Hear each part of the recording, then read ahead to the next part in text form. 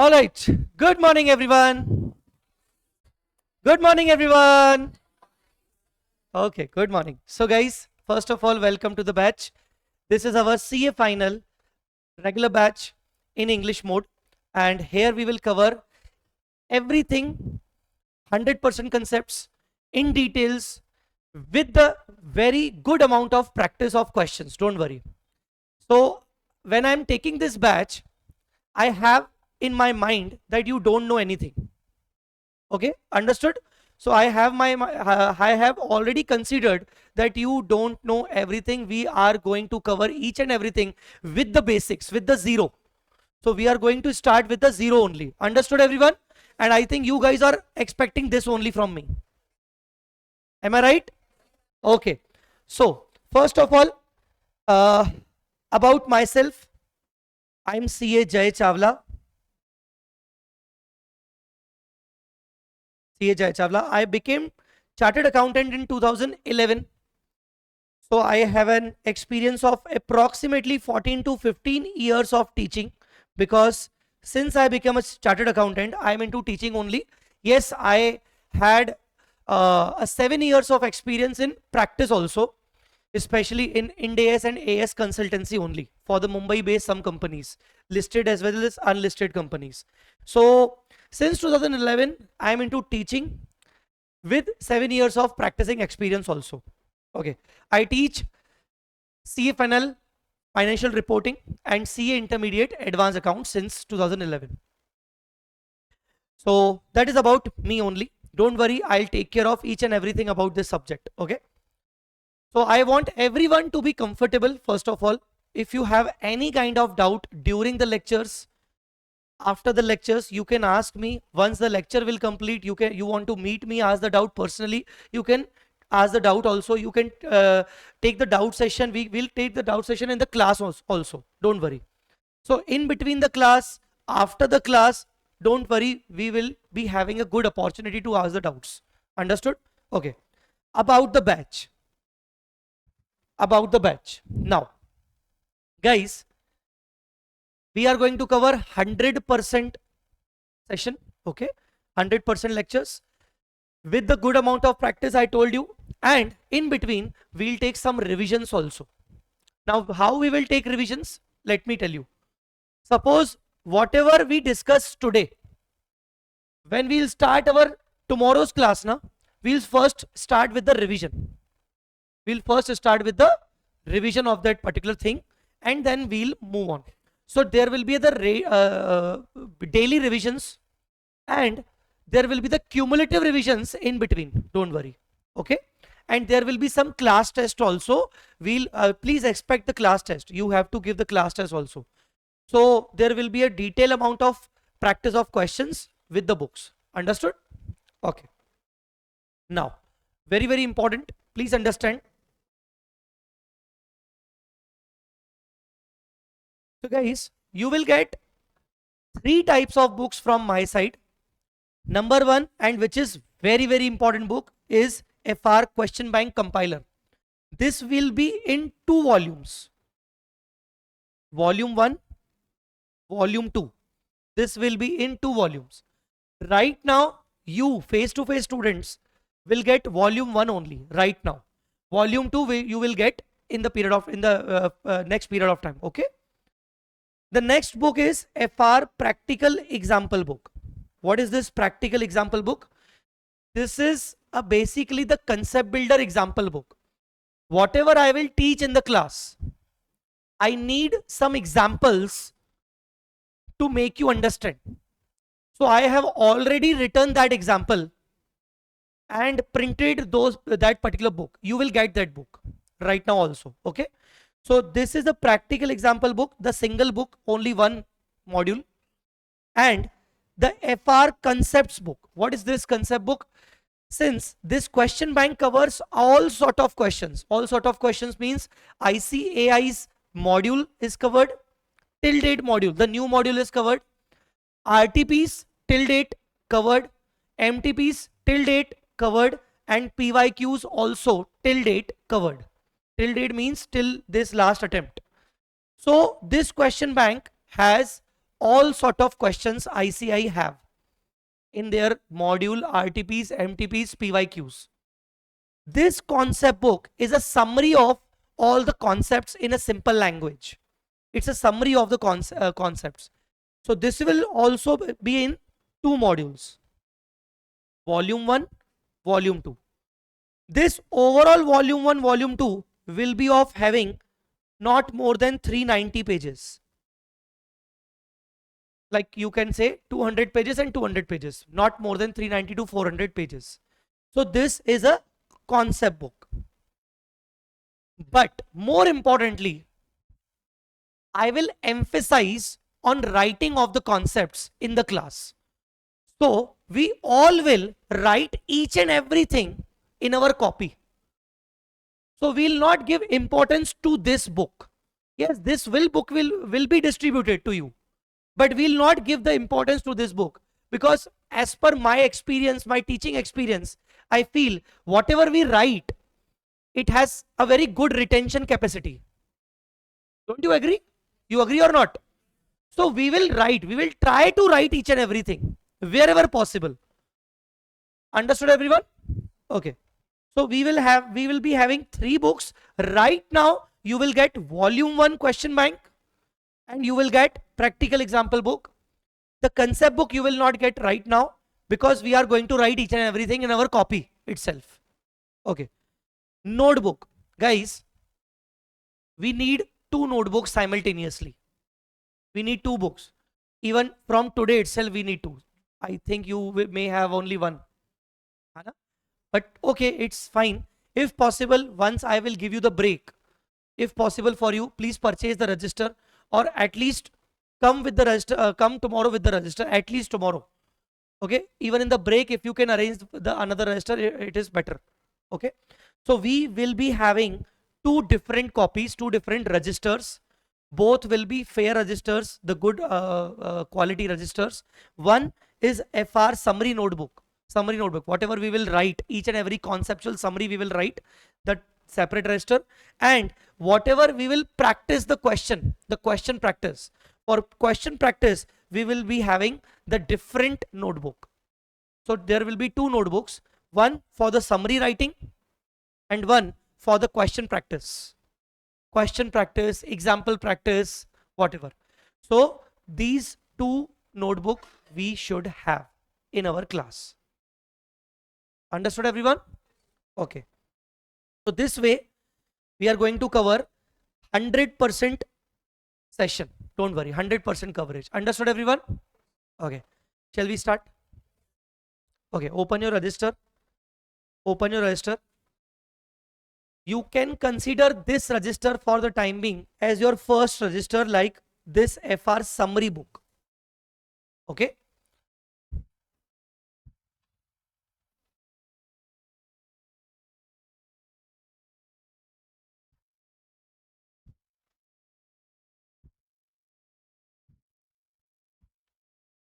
All right. I will tell you when to write. Don't worry. I will tell you. Can you please let me know if you know about that? In our FR, what we are going to read, what we are going to learn, what is applicable? AS or Ind AS? Ind AS. Very good. Indian Accounting Standards. Can you please let me know how many Ind AS are there? How many Ind AS are there? Any number?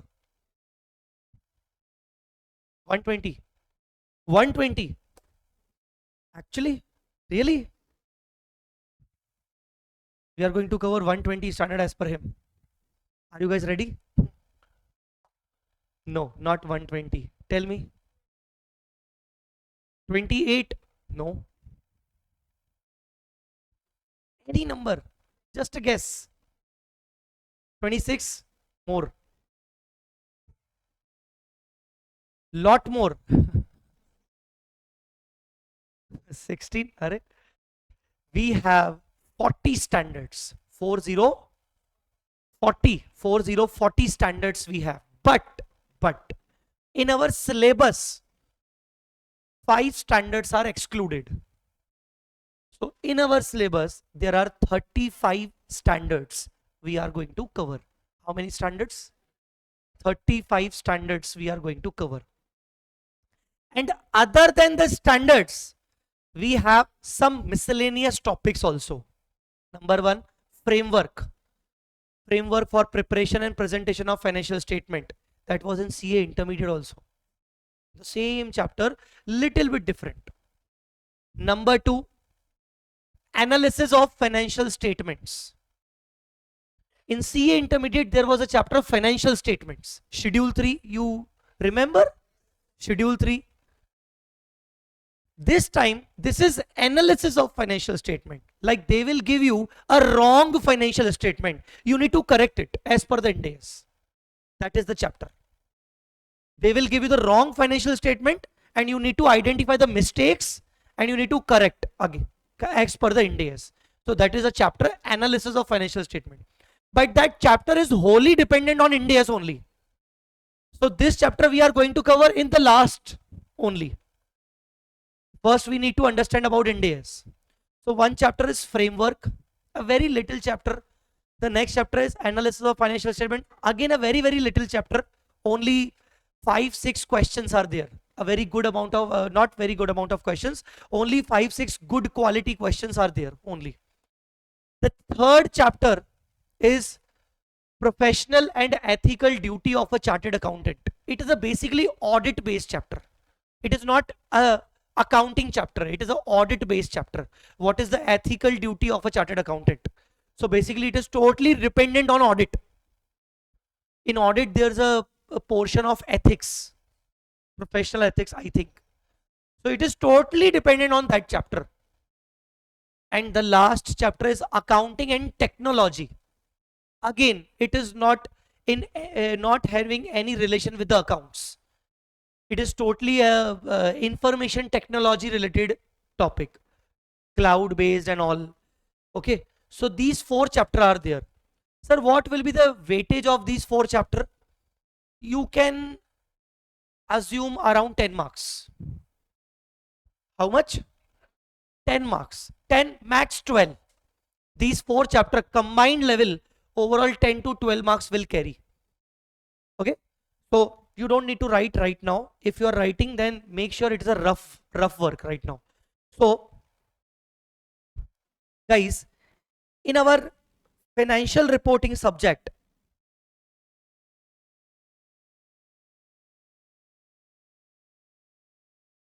the syllabus cover Ind AS, 35 Ind AS and chapters. There are 4 chapters. One is framework. Second is analysis of financial statements. Third is ethics. Ethics means professional and ethical duty of a chartered accountant in respect to the financial statements. Basically audit based. And the 4th chapter is accounting and technology. They combined have 10 to 12 marks of weightage. MCQ as well as descriptive. Okay. Yes. Either this or this will come in the exam for 5 marks. Definitely. This is for sure. Either this or from this chapter, they are going to ask a 4 to 5 marks descriptive question. Definitely. Even this framework, out of all the previous papers till the time, 90% it came. 90% time it came. Like hardly in 1 or 2 attempt it was skipped. Otherwise it came in most of the times. Framework of 4 marks. So this framework is of 4 marks. Ethics and accounting technology, one question definitely will be there of 5 marks.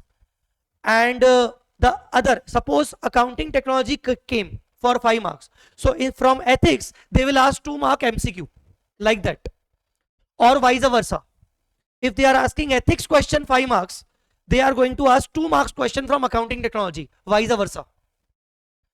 Analysis of financial statement never came till now. Never came.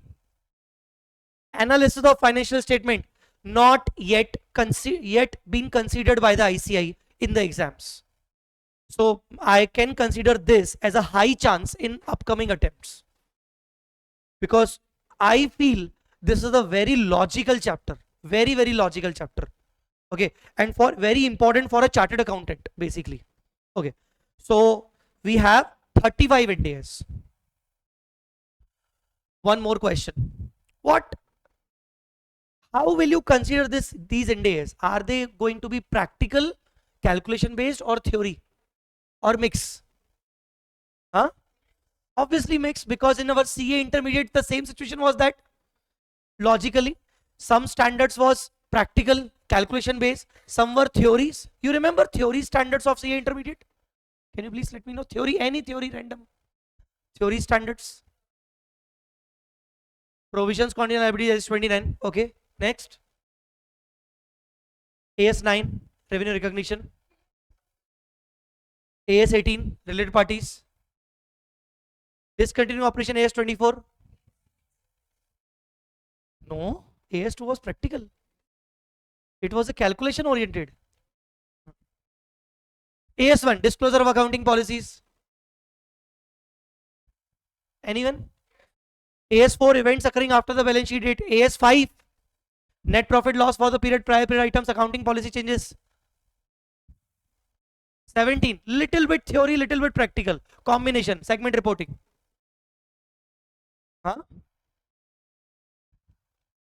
Okay, so these were theory standards. These were in the same way. In Ind AS also, you can say that we have almost 70%, 60 to 70% Ind AS would be practical, and 30-40% would be theory based. Okay. Very important question for me to understand. In CA intermediate in accounts, did you like AS? Like you were okay with the AS? How many of you were not okay with the AS? Please raise your hand. 1, 2, 3, 4, 5. Maximum girls. 4. Rest everyone was okay with AS? Okay, good. Okay. So see, I know this fact. I can understand that AS, some student consider AS as a not as a very interesting part. So considering that thing, first of all, I'll start with some basics, guys. We are not going to start any chapter right now. We are going to start the basics. For next 1 hour almost, I will cover basics considering FR subject, not basics of CA intermediate, obviously. Whatever the basic I will teach you, it will be based on CA final financial reporting. Basics as well as schedule 3 part. Schedule 3 is applicable in our subject. Okay. So first of all, we are going to start with the basics. Okay, let's start. Whenever it will require, I will let you know about when to write. Okay. So guys, there's a difference between AS and Ind AS. There's a difference between AS and Ind AS. See, AS is applicable for some sort of companies. Ind AS is also applicable for some different sort of companies. For the time being, just for the time being, you can say listed companies apply Ind AS. Which company? Listed companies. And some unlisted companies. Rest all others apply AS. NBFCs also apply Ind AS. NBFCs. Big NBFCs also apply Ind AS. Okay. Fine. AS like AS2 inventories, AS3 cash flows, AS4 events, AS5, AS10 PPE, AS12 government grants, AS11 foreign exchange, AS16 borrowing cost, AS17 segment reporting, AS18 related parties, AS19 leases, 20 EPS, 26 intangible assets, 28 impairment, 29 provisions. Whatever AS I have named it, these AS will be almost same in CA final. Like when I'm saying same, with the high level only. So whatever AS I have named it right now, you are going to understand again in CA final, just with a higher level, with the advanced level. So these will be repeated, and there will be some new Ind AS which you haven't considered in CA intermediate, like Ind AS 41 agriculture. So there was not any Ind AS on agriculture. 115 revenue. You have understood the revenue AS9, but it is not related to that. So there are very good, interesting Ind AS which are totally new to you, and which and some AS which are already discussed in CA intermediate with now they are with the advanced level. Okay, understood? Do you know these Ind AS are actually taken from European standards? European standards. These all Ind AS are logically copied. I should not say copy, but actually it is taken, converted from European standards. So in European countries, there was a concept of IFRS. There is a concept of IFRS. I hope you have heard the name. What is the full form? International Financial Reporting Standards. Previously, it was called IAS, International Accounting Standards. International Accounting Standard. So our Ind AS are basically converged from IFRS only. So whatever we are going to read, that is Ind AS, that is totally taken from IFRS. Like Ind AS and IFRS doesn't have much difference. They don't have very much difference. There are few differential points only, and such differential points we call it carve outs. What we will call carve outs. For example, just for an example, you remember one standard in CA intermediate, AS14 amalgamation? Arre, the name only, yaar. I'm not asking any treatment. You remember the name amalgamation?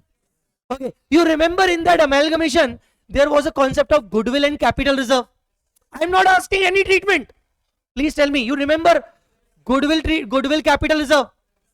In IFRS, now let me tell you, in IFRS, they say there will be either goodwill or P&L, not capital reserve. In IFRS,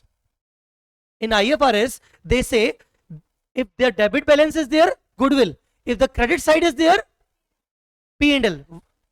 IFRS says, but Ind AS still says no. It is capital reserve only. So this is the difference. So this is called carve out. This is called. So there are few differences between Ind AS and IFRS, and such differences are called carve outs.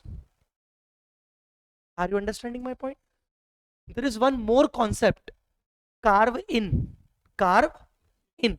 Now what is carve in? Carve in is also a kind of difference. Carve in means additional treatment introduced by ICI in the Ind AS, which is not taken care in the IFRS. Additional treatment. What additional treatment? For example, the same amalgamation. Please say yes or no. The same amalgamation. You remember in CA intermediate AS14 amalgamation, there were two type of amalgamations. Amalgamation in the nature of merger, amalgamation in the nature of purchase. Actually, IFRS consider only in the nature of purchase and named it acquisition, not in the nature of purchase. They name it acquisition. So IFRS consider only one kind of amalgamation, which is called acquisition. When Ind AS was made, converted from IFRS, so while drafting Ind AS, another kind of amalgamation was introduced, which was in the nature of merger. In the Ind AS, another kind of Ind AS was introduced. So that is called carve in, additional treatment basically. Now you understood or not? What is carve out? It's a difference. Different treatment. Like carve out means different treatment. If you want to write, you can write in the roughly, like carve out means different treatment. Okay. What is carve in? Additional treatment or additional method introduced. This is carve out, carve in. So there is one carve out, there is one carve in. That is basically the difference between Ind AS and IFRS. Sir, suppose if we complete our entire syllabus of FR, so we will complete Ind AS? Yes. So sir, if I complete entire Ind AS, will I be eligible to understand the IFRS? Yes.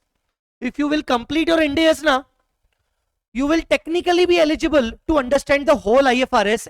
You just need to additionally understand those carve out only. And those carve out are almost 10 to 15 carve outs are there.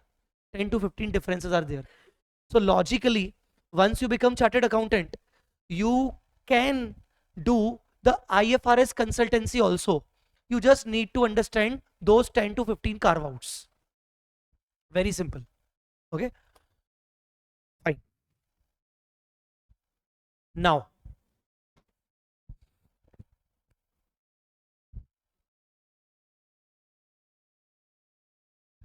I need to take some examples from your past, from your intermediate.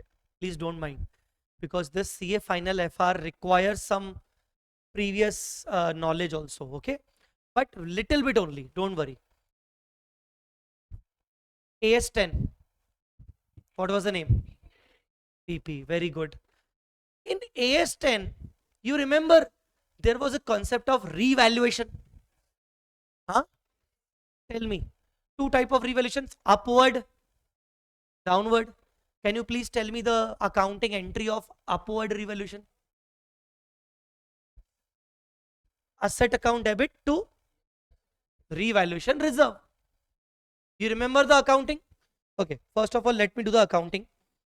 The accounting was asset account debit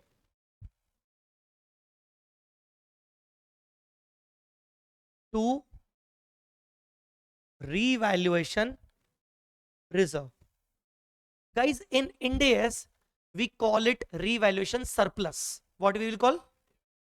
Revaluation surplus. Okay. Now please tell me, asset account debit, definitely this will go in the balance sheet.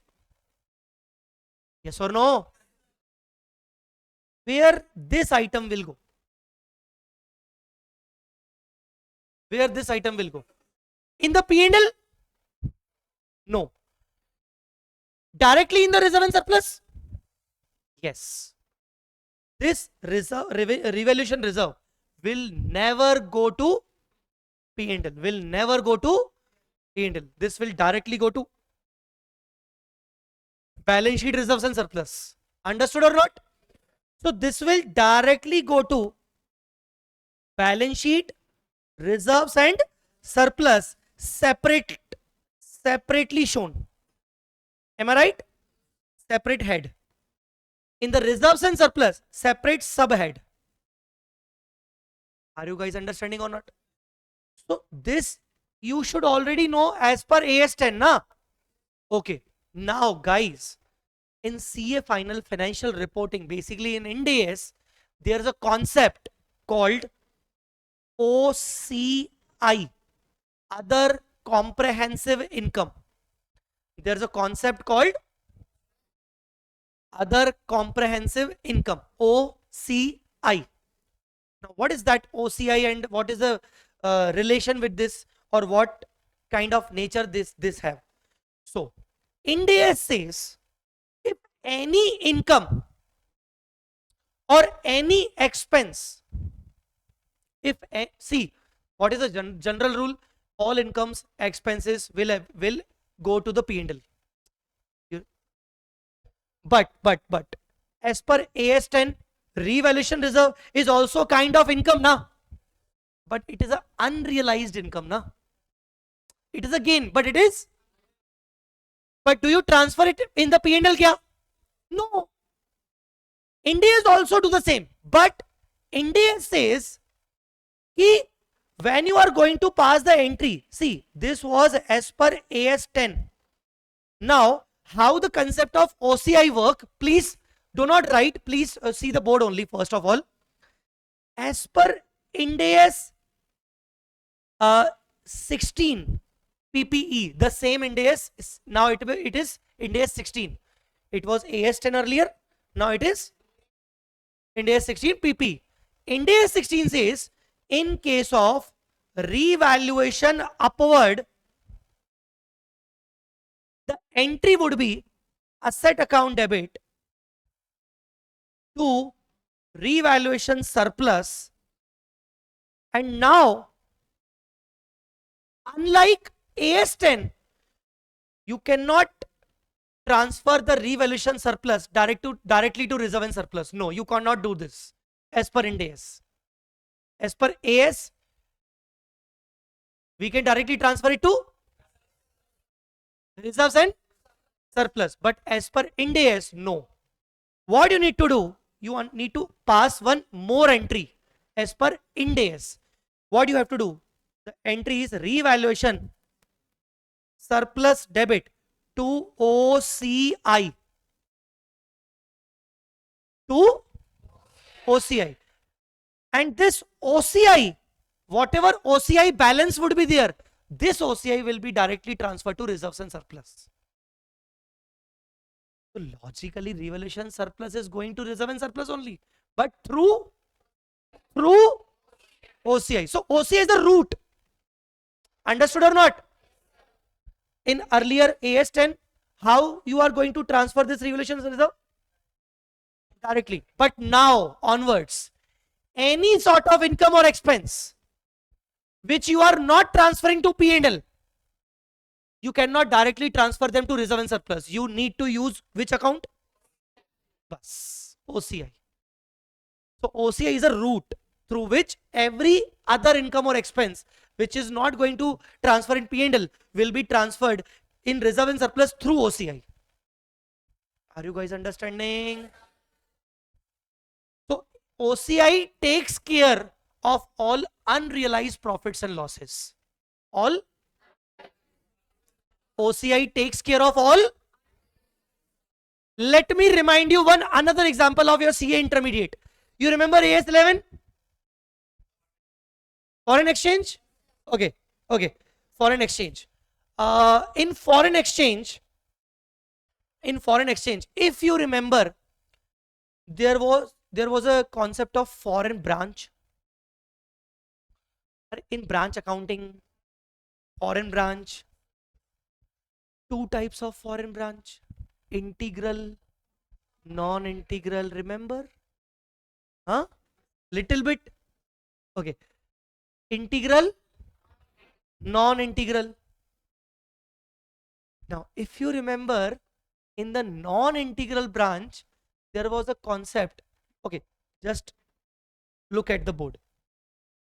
If you remember, there was a concept of foreign branch. In the foreign branch, they used to give you the trial balance in dollar. You remember? Say yes. You need to say yes. Okay. And we have to convert this trial balance of dollar into Indian currency. Huh? That is, remember. So there were two type of foreign branches. Integral. While converting this trial balance from dollar to Indian currency, there was a difference, exchange difference. Huh? There used to be one exchange difference. on the either debit side or credit side. So such exchange difference, what have you, do you remember the treatment of exchange difference? Anyone remember the treatment of exchange difference? Yes, good. Anyone else? The treatment was depending upon the type of the branch, integral, non-integral. If there was an integral branch, the difference used to be transferred to P&L. But in non-integral branch, there was a concept of FCTR, foreign currency translation reserve. If you know, how many of you don't remember this? Okay, fine, not an issue. So there was a concept in CA intro only. There was a concept that if there's a difference in this trial balance, if there's a difference in the trial balance, suppose the difference is on the credit side, you need to transfer such difference in a special account called foreign currency translation reserve. And where you will keep this foreign currency translation reserve, where you will transfer this directly in the reserve and surplus. But now in Ind AS, yes, you need to transfer it again to reserve and surplus, but through OCI. Now understood or not? So just now I told you two examples of OCI. What are those two examples of OCI? Revaluation upward, because not downward, not downward. Why not downward? Downward revaluation always transfer to P&L only. Downward revaluation always transfer to, in CA intermediate AS10 also the same was there. Guys, understood or not? And the another example is foreign currency translation reserve. So two examples of OCI. There are some more examples of OCI we will discuss in the next classes. Okay. So have you understood the concept of OCI? Comfortable? What is OCI? Full form? Other comprehensive income. What OCI does? What is the nature or all sort of unrealized profits or losses, we are going to transfer it to reserves and surplus, but through OCI route only. Understood or not? How OCI looks like? Now see. Do you remember P&L format as per schedule 3? Little bit. P&L format as per schedule 3. Obviously you are from articleship, so you must have seen the financial statement of the schedule 3 na yaar. Please tell me where we start. It's a statement of profit and loss. Yes, the first is RFO, revenue from operation. Then please do not write. Right now it is not required. Right now the discussion is required only. I will write each and everything in proper fairly. Okay, revenue from operation, then other income. Very good. Then total, then expenses. There were 7 items. Cost of material consumed, purchase of stock in trade, changes in inventory, employee benefit expenses, finance cost, depreciation, amortization, other expenses, total income minus total expenses is equal to profit loss before tax, even before extraordinary items and something. You remember extraordinary exceptional items? Forget about extraordinary exceptional. Then you are going to write tax expense. Then you get profit after tax. Then after profit and no, EPS is last. Deferred tax is already covered in tax, like profit before tax, then tax. In the tax, current tax, deferred tax, everything is covered. Then profit after tax. Now after profit after tax, after that, sorry. Yes, correct. Transfer to profit after tax is usually transferred to reserve and surplus, basically general reserve or whatever. All the appropriations were there. है ना? Now, in the Ind AS, the same P&L will be there, but like this. We will do fair also. Incomes, expenses, the profit after tax will be there. Of course, it will go to reserve and surplus. Wait, it will go to reserve and surplus. And then in the same P&L statement, there is OCI. In the same P&L statement, in the continuation, you have to place all the items of OCI one by one. So where you will prepare OCI? As a part of P&L. OCI as a part of, technically in continuation of P&L, but all the OCI items are not the actual part of P&L. All the OCI items are not the actual part of P&L. Okay, but OCI statement is a part of the whole statement of profit and loss. Now you understood or not? Guys, please tell me. Understood everyone? Very good. Very good. So these are the, this way you need to describe the OCI items in the P&L statement only. Understood everyone? Okay. Achha, tell me, suppose I have so many reserves. Like I have general reserve, I have revaluation reserve, I have capital reserve, I have P&L accounts balance, profit and loss account balance, I have debenture redemption reserve, capital redemption reserve. I have so many reserves and I want to prepare my balance sheet. What I will do? How I will show these all reserves? Under one heading called reserve and surplus. But do I need to show them in the face of the balance sheet or in the notes to accounts? Notes to accounts.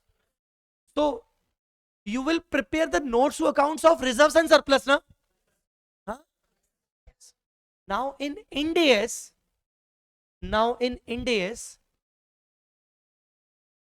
you have to prepare the notes to accounts in the name of, not reserve and surplus, in the name of SOCI, statement of changes in equity. You might have heard the name in company law. Company law, books of accounts of a company. In the law subject, there was a concept, books of accounts. So the concept called short SOCI, short name SOCI, full form statement of changes in equity, SOCI. Once again, statement of changes in. So what is this statement? Basically, this is nothing. This is the version of notes to accounts. This is basically the notes to accounts of equity capital plus reserves and surplus. So now the equity share capital and reserve and surplus will be prepared in the name of, like, the equity capital notes to accounts and reserves and surplus notes to accounts is combined in the name of SOCI. So there's a concept of SOCI. Have you guys understood or not? Guys, everyone? Very good. Okay, fine. Now, some more basic points. Please answer me. Some more basic points.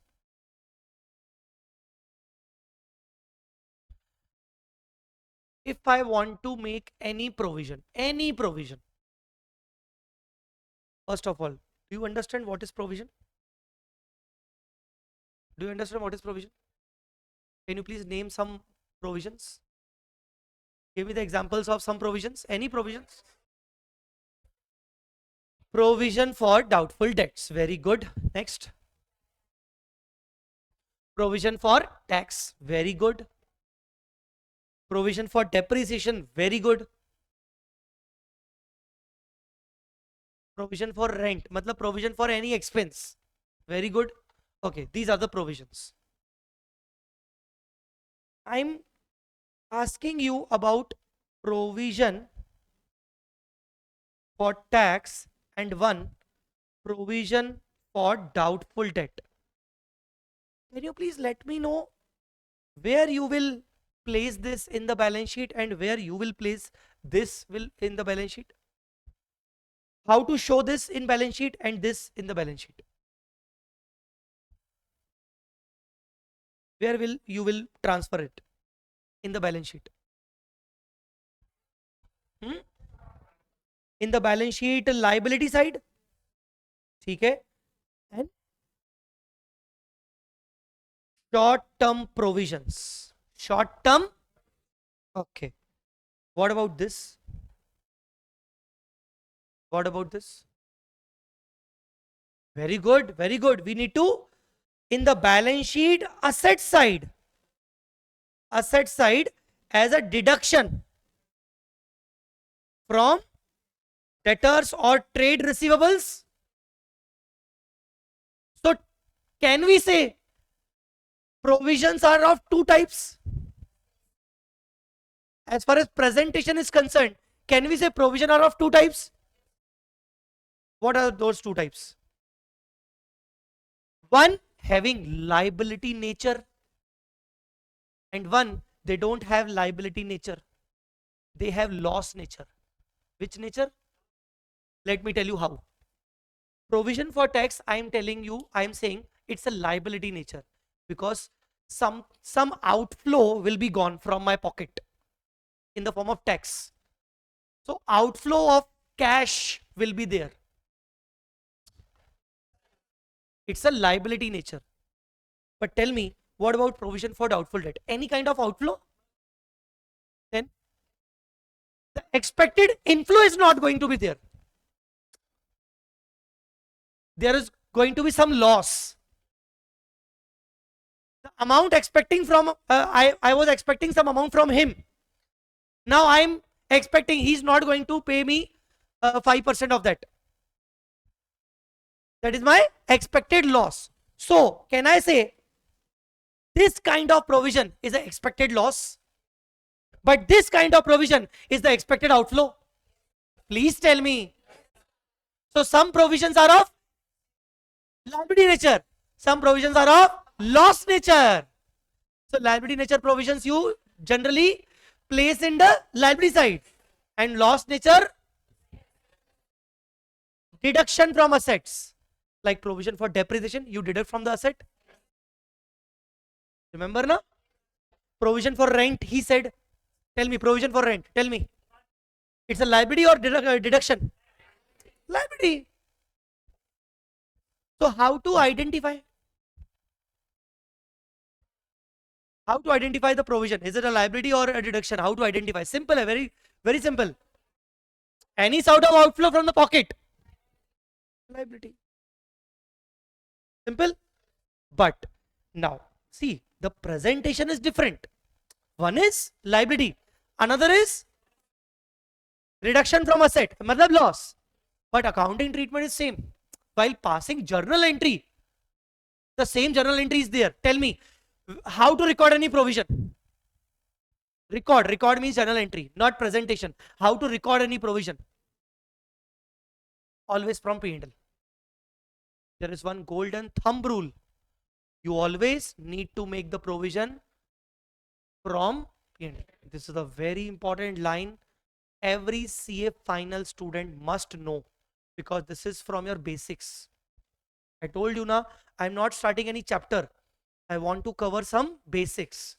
So whenever you are going to make any provision, you always use P&L. Please. Every time, whenever I will ask you that, dear, this is a provision, tell me the entry, P&L. P&L debit to provision. P&L debit to provision. P&L debit to provision. Every time. So tell me the entry of provision for doubtful debt. P&L debit to provision. Tell me the entry of provision for depreciation. Wait.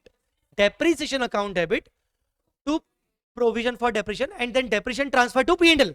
So logically it is P&L to depreciation, provision for depreciation. Again tell me.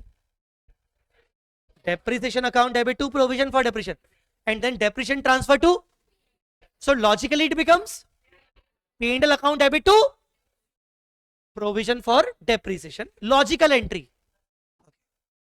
What is the entry of income tax provision?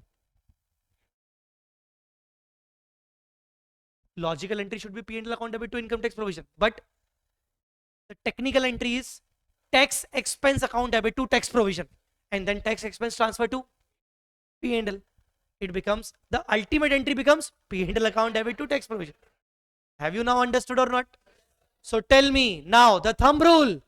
You always create provision through P&L. Understood or not? Do you know the accounting of dividend? Dividend payment, not dividend receipt. Not as an investor, as an issuer. So whenever the company declares the dividend, what entry we will pass? Once again, please. Dividend account debit. No. You are confused.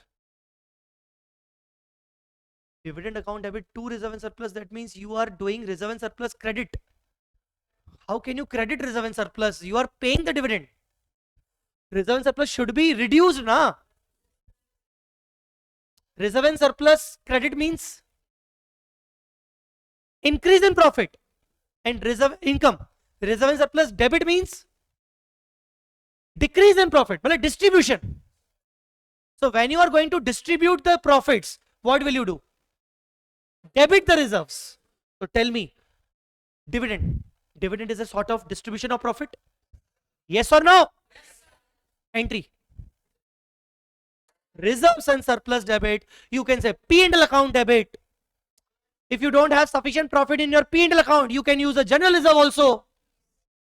Are yaar. So logically it is reserves and surplus. What is the entry?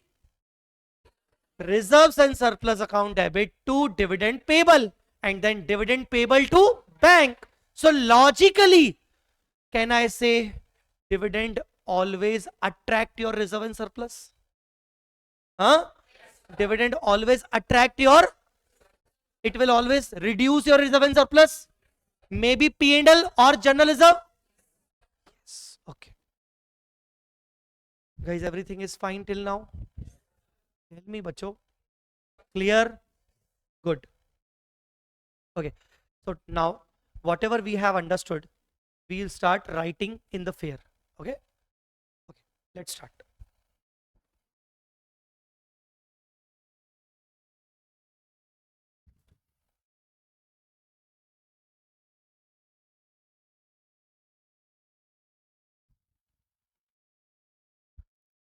So the heading is basics.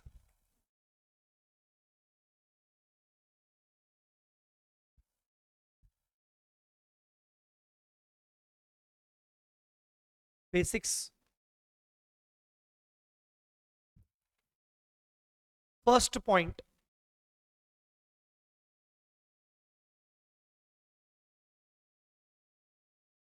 Ind AS versus IFRS means IAS, International Financial Reporting Standard.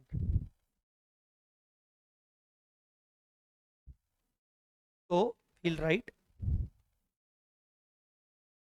Ind AS are converged from IFRS. Ind AS are converged from IFRS. Converged means they are taken from IFRS, converted from IFRS. With some carve-outs and carve-ins. Guys, what is carve outs? What do you mean by carve outs? Difference. Difference in treatment. Carve outs. Difference in accounting treatment.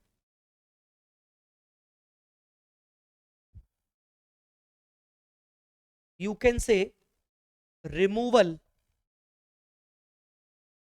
of treatment. Removal of treatment adopted in IFRS. Any treatment adopted in IFRS, we have removed it for Ind AS. So while drafting Ind AS, we removed any treatment from IFRS. Guys, what is carve in? Huh? Additional treatments introduced by Ind AS.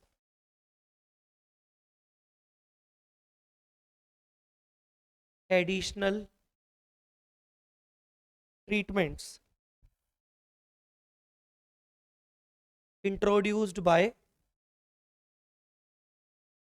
Ind AS. Okay, next point.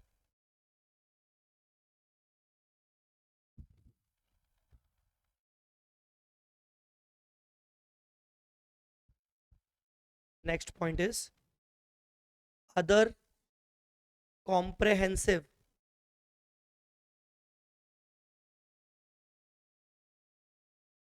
income, OCI. Other comprehensive income, OCI.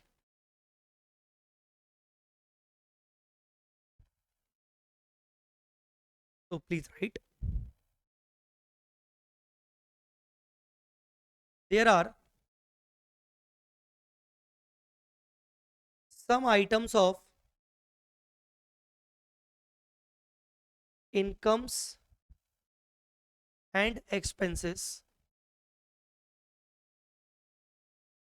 bracket gains losses.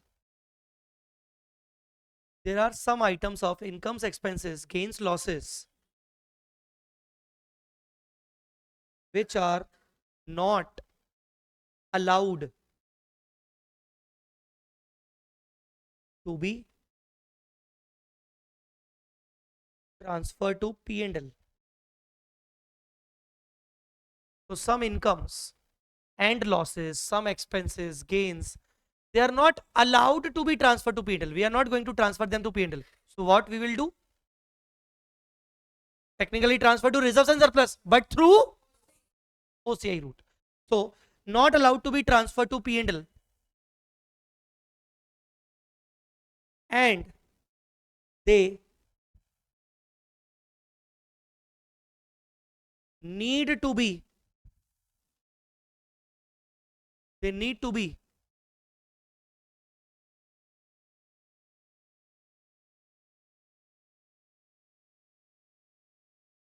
transferred to some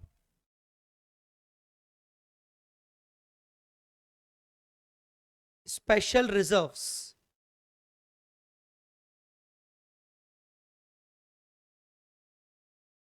like revaluation reserve,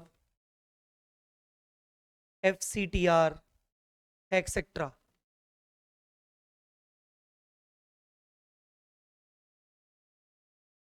They need to be transferred to some special reserves like revaluation reserve, FCTR, etc. And all these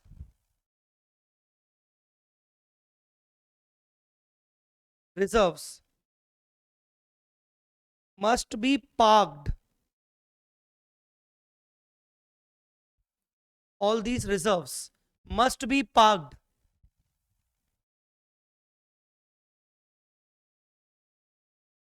in a special place called OCI. All these reserves must be parked in a special place called OCI.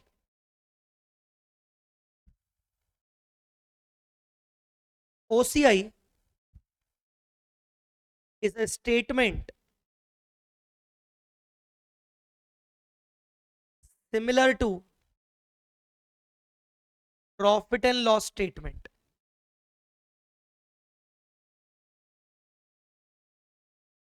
OCI statement similar to profit and loss statement.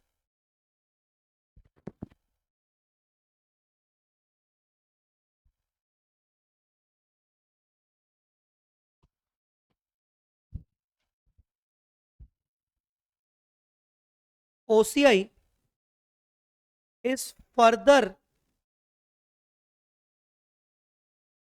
classified in two categories. OCI is further classified in two categories.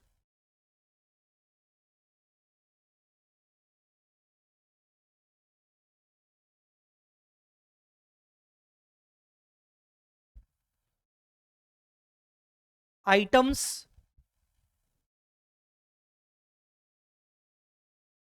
which are not to be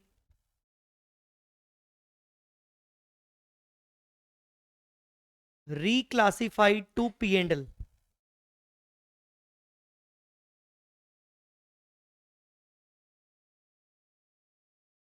Items which are allowed to be reclassified to P&L.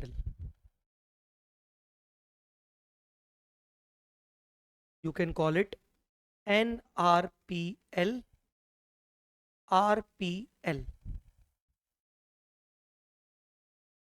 NRPL, RPL.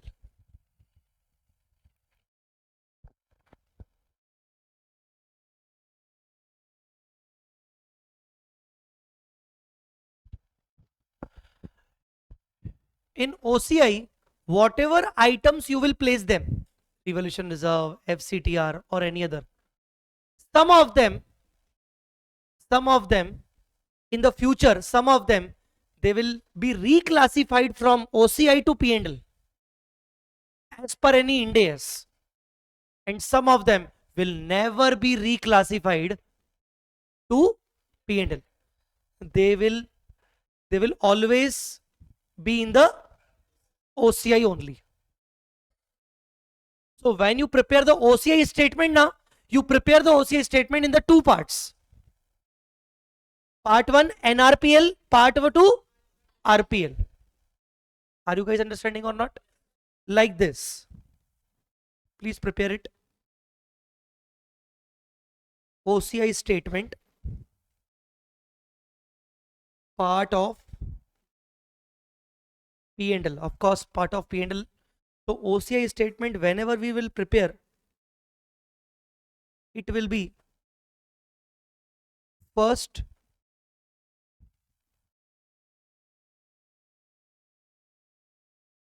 items of OCI not to be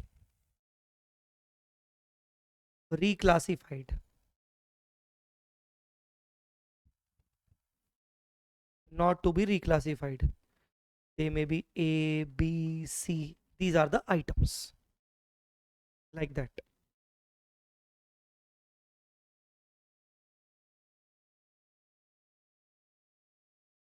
And items of OCI allowed to be reclassified to P&L. Now, which one will be reclassified, which one will not be reclassified, we will understand this in Ind AS, respective Ind AS. A, B, C, like that. So this way we need to prepare items of OCI statement. This is your NRPL, this is your RPL. NRPL, RPL. So when you are going to transfer any item of OCI to P&L, tell me what journal entry should be there. Suppose any item have credit balance. It is placed in OCI. Now you want to transfer it to P&L. What entry you will do? Logically, OCI debit to P&L. And vice versa if there is a debit balance of OCI. Okay. Understood, guys? The next one is statement of changes in equity. SOKI. Statement of changes in equity. It is a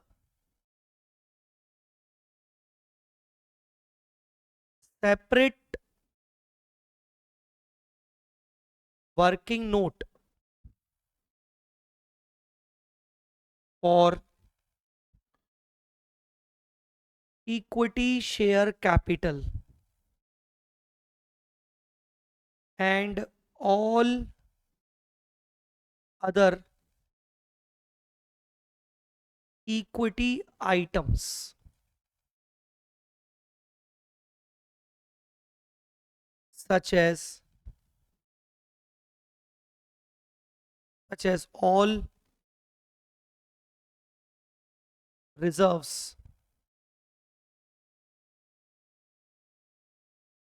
retained earnings, and OCI items.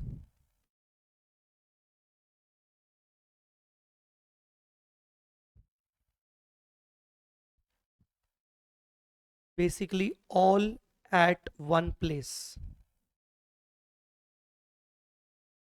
All at one place.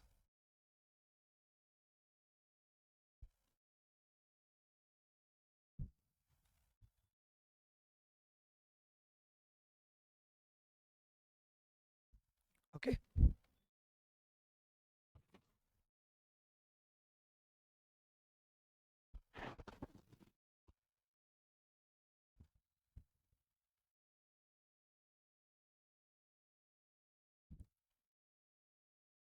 Okay. Provisions.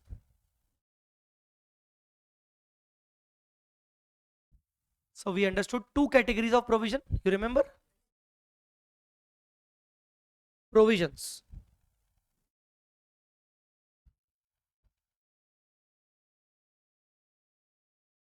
One is one is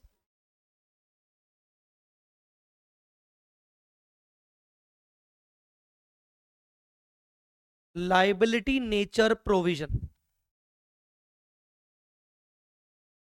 One is liability nature provision.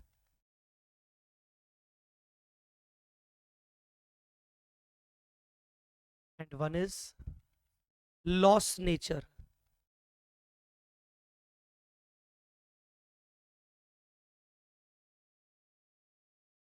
provision. One is liability nature provision. One is loss nature provision. What about liability nature provision? Presentation? Outflow. Correct. Outflow. Liability nature provision. Outflow. Presentation? Liability side of the balance sheet. What about loss nature provision? Reduction from asset side. Okay. So liability side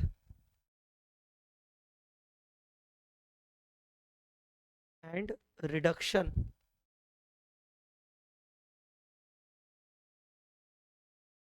from asset side.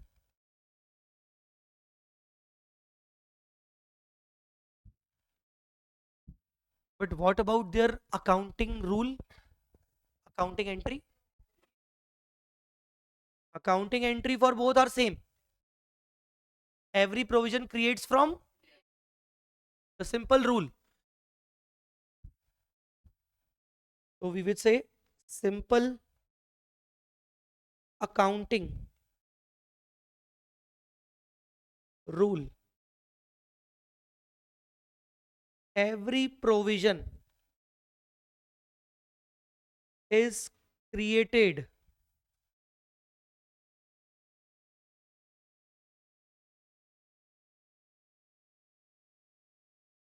from profit and loss account only. Every provision is created from profit and loss account only.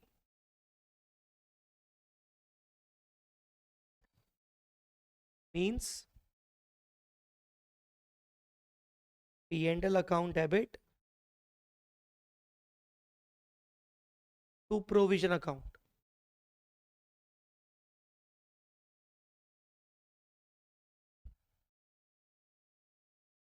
P&L account debit to provision account.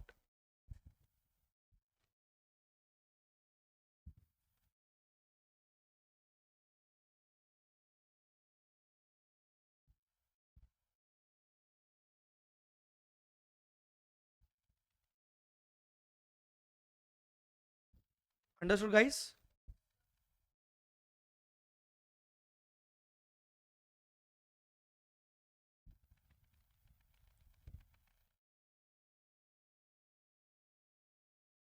Okay, next point.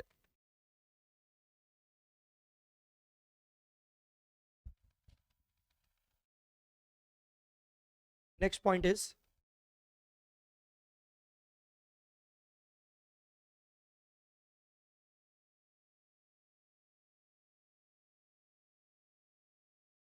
applicability of Ind AS. Applicability of Ind AS.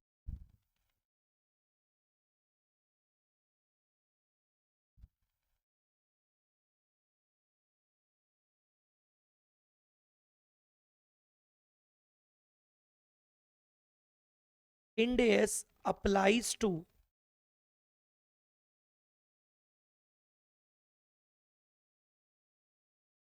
all listed entities. All listed entities. All listed entities except companies listed in small and medium exchanges. There's the SME exchange. You heard the name penny stock, all company stock. So those companies which are listed in the SME section of stock exchange, BSE, NSE, those are exception of Ind AS. So all listed entities except companies listed in SME exchange.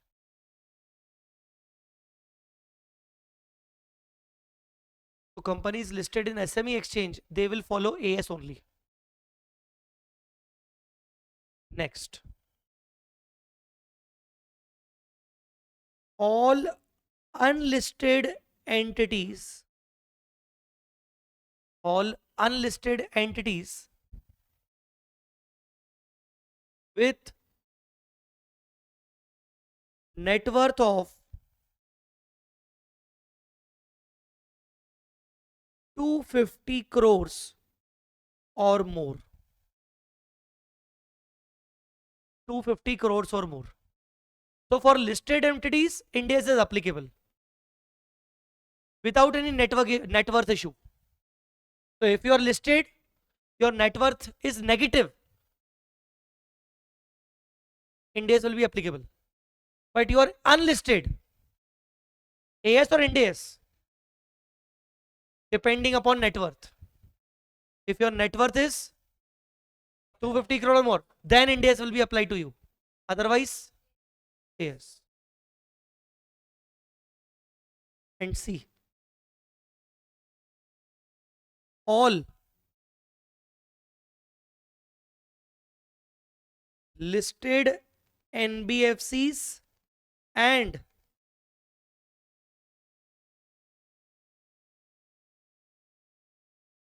unlisted NBFCs with 250 or more 250 crore or more net worth.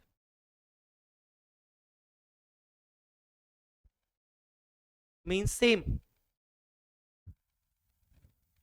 Listed NBFCs, Ind AS will be applicable.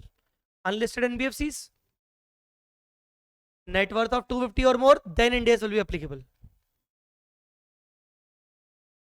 This was about Ind AS applicability. Guys, understood or not?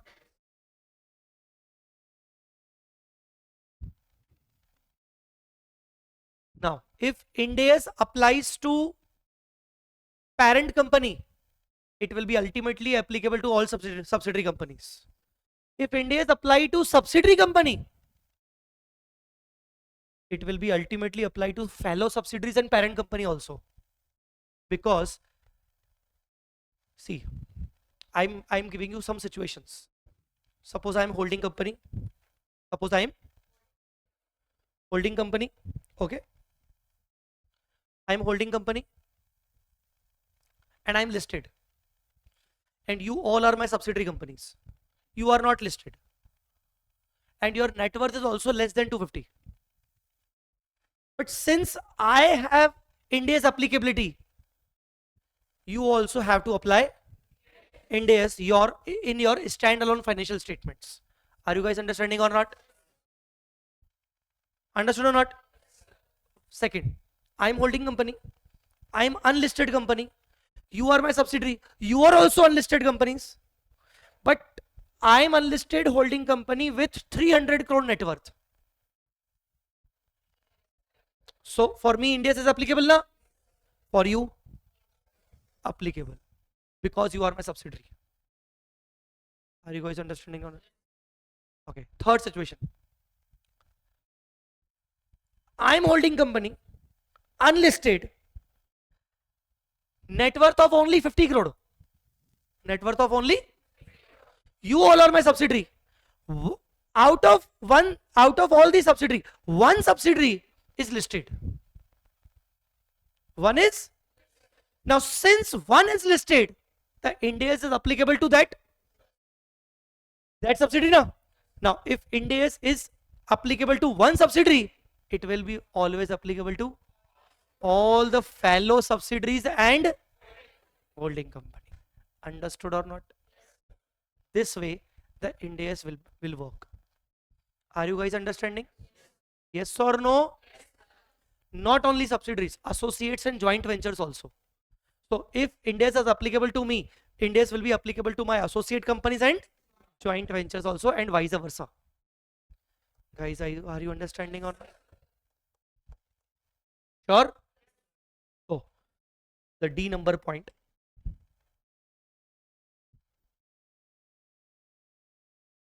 All subsidiaries or associates or JV or holding companies of above. You understood? Above. Of above means any of above 3 points. All subsidiaries, associates or joint ventures or holding companies. When we say subsidiaries, so we mean fellow subsidiaries also. Fellow subsidiaries also.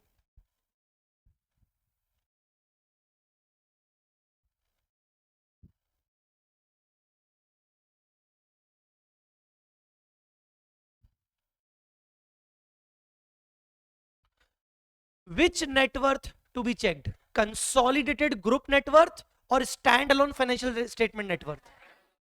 Standalone. So make a note.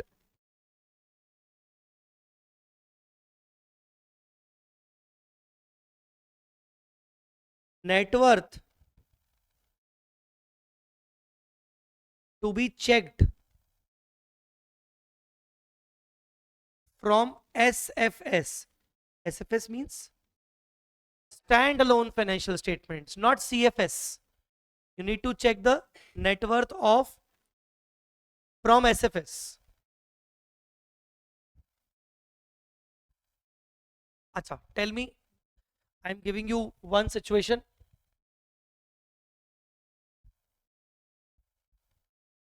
I'm giving you one situation. Ind AS is applicable to me. I'm the holding company. So technically it applies to you. You are my subsidiary company. Now we both are following Ind AS, Ind AS, Ind AS, first year, second year, third year, fourth year. Now in the fifth year, you are not my subsidiary. You discontinued.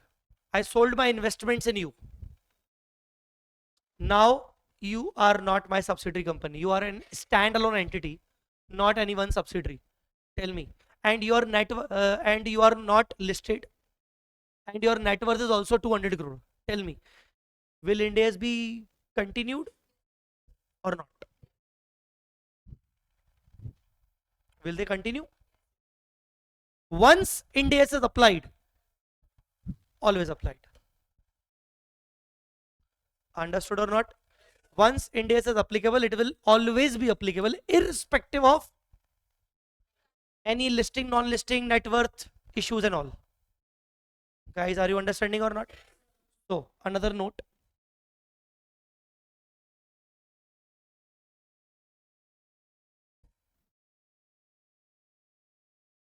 Once Ind AS is applicable,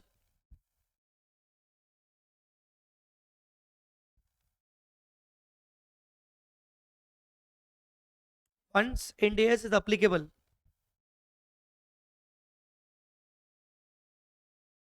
to any entity,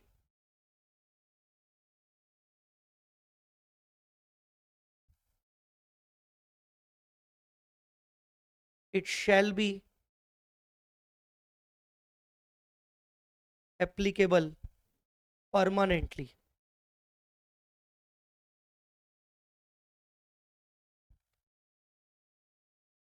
Even if net worth is reduced in future.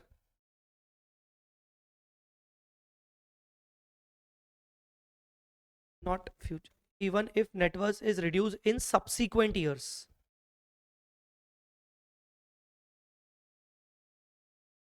Net worth is reduced in subsequent years.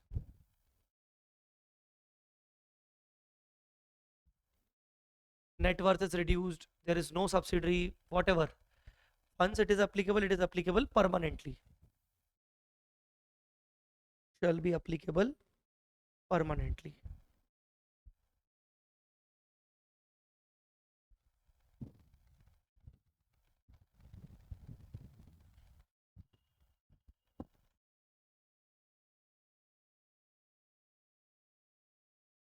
Okay, I'm doing some rough work.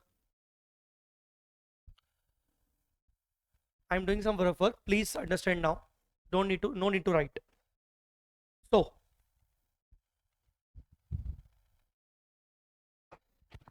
whenever any company follows Ind AS for the first time, suppose, imagine you have your own company. Your company was following AS. Since last 10 years, 15 years, your company was following AS. So you have AS based balance sheet. You have. Now since your net worth increases, or you became a listed, or you became a subsidiary of any listed entity, whatever. So once the Ind AS applies to you for the first time, you are a very old company, 10 to 15 years old company. What you are following till now? AS. So in your balance sheet, each asset liability carries AS accounting. But now you are following Ind AS for the very first time. Suppose 31st March 25 balance sheet you made, 31st March balance sheet you made, liabilities as per AS, assets as per AS. Now suppose you are following Ind AS first time in 25-26 in financial year. So now there's a rule that whenever an entity applies the Ind AS for the first time, it has to apply Ind AS retrospectively from transition date. There's a concept of transition date. I will let you know. Don't worry. Don't overreact. It is not retrospectively since 15 years back. Don't worry. There's a retrospective rule, but a very simple retrospective rule. So, first of all, please understand what is the rule. Whenever you are applying Ind AS for the first time, suppose you applied Ind AS in the year 25-26, you have to apply the Ind AS retrospectively. Now, retrospectively from which date? Transition date. The concept is transition date. Now, what is transition date? Very simple. Transition date means the beginning of previous year. What is the transition date in my example? The beginning of previous year. In my example, 1st April 24 is the transition date. Array, 25-26 is the current year. What is the previous year? 24-25. So beginning date of previous year is 1st April 24. So you need to apply retrospectively from 1st April 24 only. No need to go back 3 years, 4 years ago. Don't worry. Understood or not? So Ind AS applies always from transition date if you are applying it for the first time. Why? Any logic behind this? Correct. If you are applying Ind AS for 25-26, suppose, and there is no retrospective rule. Suppose there is no retrospective rule. So when you will prepare your financial statements of 25-26, you must all know that in current year financial statement, we have to show the comparative of previous year also. So tell me, you will prepare 25-26 as per, but the comparison would be as per AS. Understood or not? So this is not good, na? The comparison would not be easy, na? So just to make proper comparison, what we should do? We need to change our comparative figures. We need to change our previous year figures also. And hence, the retrospective rule applies from transition date. So have you understood the concept of transition date? Once again, what is transition date? The transition date is beginning of previous year. So apply Ind AS from which date? Transition date. Tell me transition date. Not my example. Apply Ind AS from which date? Transition date. Now when you apply Ind AS from transition date, means you must have your 31st March 24 audited balance sheet. Am I right? You must have your audited balance sheet of 31st March 24 liabilities as per and assets as per AS. Am I right or not? Now, when you are applying the Ind AS first time 25-26, but you need to apply them retrospectively from which date? From 1st April 24. So this rule says that you need to apply the Ind AS retrospectively from 1st April 24 and on 1st April 24 recreate the balance sheet as per Ind AS. Recreate the balance sheet as per Ind AS. Which balance sheet? This one, the audited balance sheet, you need to recreate. Recreate the balance sheet as per. So now same balance sheet retrospectively I will recreate. So here the liabilities would be as per Ind AS. The asset would be as per Ind AS. And suppose if there is any change, suppose the liability, any liability was there with 300 crore figure and you are changing it because you are applying.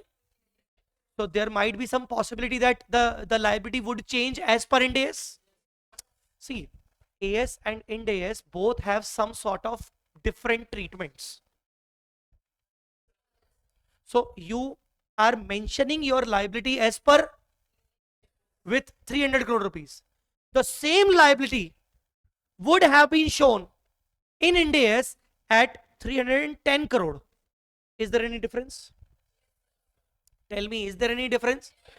So Ind AS says whenever you apply Ind AS for the first time, you need to apply Ind AS from transition date, and on transition date re-prepare the balance sheet that is called opening balance sheet. Opening Ind AS balance sheet, that is called opening Ind AS balance sheet. And in such opening Ind AS balance sheet, all the figures must be as per Ind AS, and if there is any difference, the difference shall be transferred to retained earnings, reserve and surplus. The difference shall be transferred to opening retained earnings of the same date. Understood or not? What you understood? Kya? What? Apply Ind AS retrospectively. You need to prepare which balance sheet? Opening Ind AS balance. Opening Ind AS balance sheet. Opening Ind AS balance sheet as per which Ind AS. So there might be possibility that figures are changed. So what is the second effect? The first effect in the liability plus minus, asset plus minus. The second effect, opening retained earnings. Are debit credit, na? If you are increasing your asset, the retained earning will be increased. Are debit credit na yaar. If you are increasing your asset as per Ind AS, the second effect will goes to the retained earning increase. If you are increasing your liability, decrease retained earning. If you are decreasing your asset,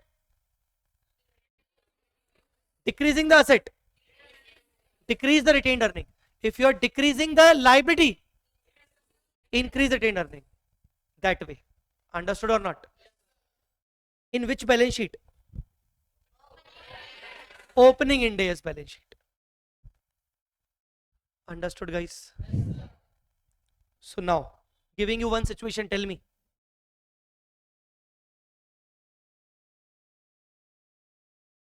Your current year, or should I say first time adoption of Ind AS in the financial year 26-27. Tell me, what is the transition date? 1st April 20. What date is it? Transition date. Do you already have your audited balance sheet of 31st March 25? Not actually 1st April, 31st March 25 you have audited balance sheet, na? So what you need to do? You need to take such balance sheet as a base. As a base. Change it. Change it. And redraft your which balance sheet? Opening Ind AS balance sheet of 1/4/25. Is there any difference? Tell me. Difference goes to opening retained earning. Now tell me, have you changed your opening balances? Opening balances. Yes, you change your opening balances. Now the second step, you need to change your previous year figures also. Are P&L figures, income expenses? Tell me na. Step 1, what you have done? Changing the opening balances of transition date. Step 2, changing the previous year figures also. When you will do the step 2, ultimately the closing balances means the opening balances of current year will automatically be changed. Are you guys getting me? Step number 1. Step number 1, change the opening balances of previous year. Step number 2, change the opening figures of previous year. It will automatically change your opening balances of current year. Understood or not? And step 3, apply Ind AS in the current year. You are applying it. Obviously, you have to apply first time.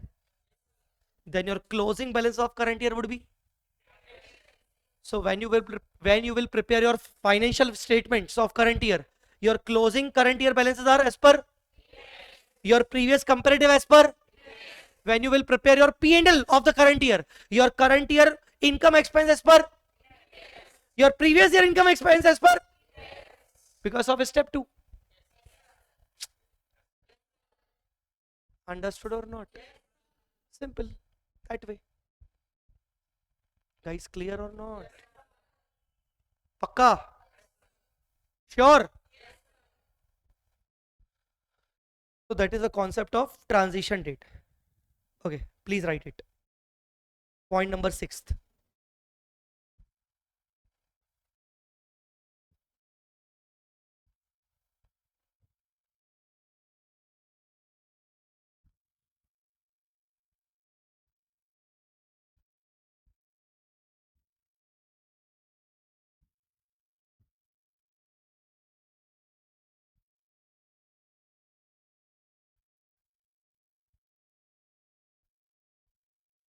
Or came back? Okay. Whenever any company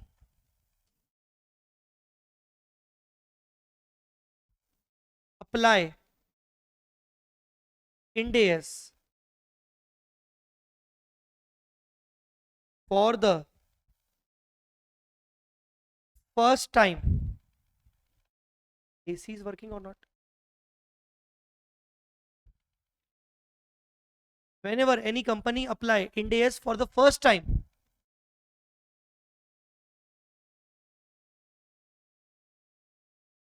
it has to apply. Please make it slow. It has to apply Ind AS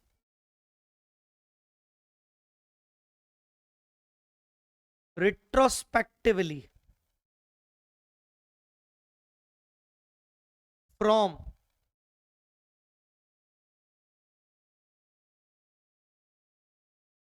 transition date. Retrospectively from transition date.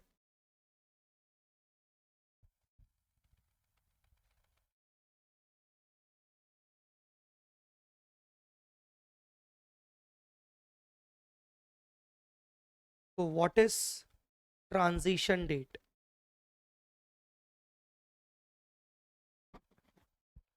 What is transition date? Tell me. First day of previous year or beginning of the previous year. First day, that means beginning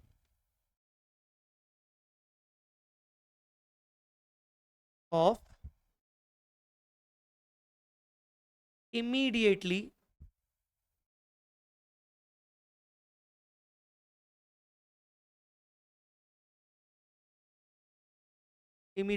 preceding financial year.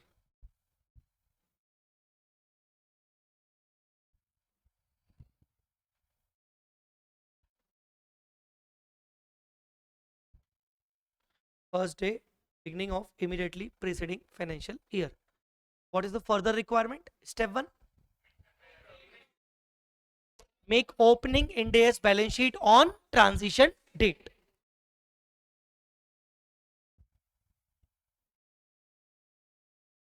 Wait. Make it point number 7. Make it point number 7.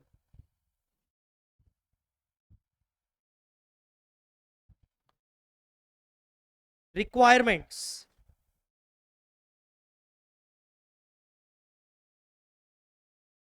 At the time of first time adoption of Ind AS. First time adoption of Ind AS. So what are the requirements? Step 1. You tell. You tell. Prepare opening Ind AS balance sheet and transfer the difference to opening retained earning. Prepare opening Ind AS balance sheet and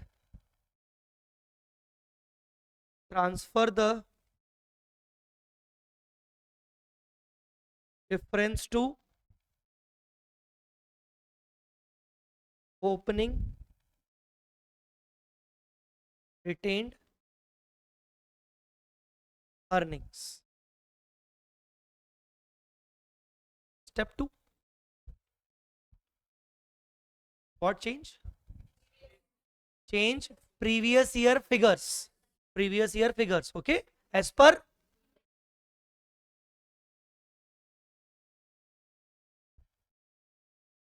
change previous year figures. When we change previous year figures means all assets, liabilities, incomes, expenses, expenses also, because for the P&L you need previous year comparative as per Ind AS na. So for P&L comparison also you need income, you need to change the income expense also. Change previous year figures as per Ind AS.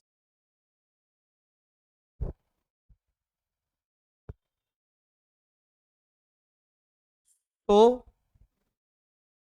step 3,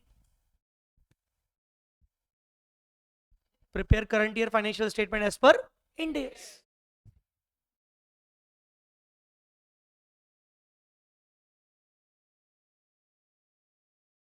Financial statements as per Ind AS. Can I say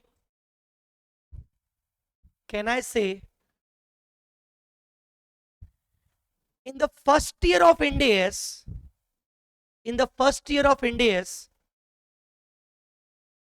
we have 3 Ind AS balance sheets? 3, not 2. What are those 3 balance sheets? Yes, good.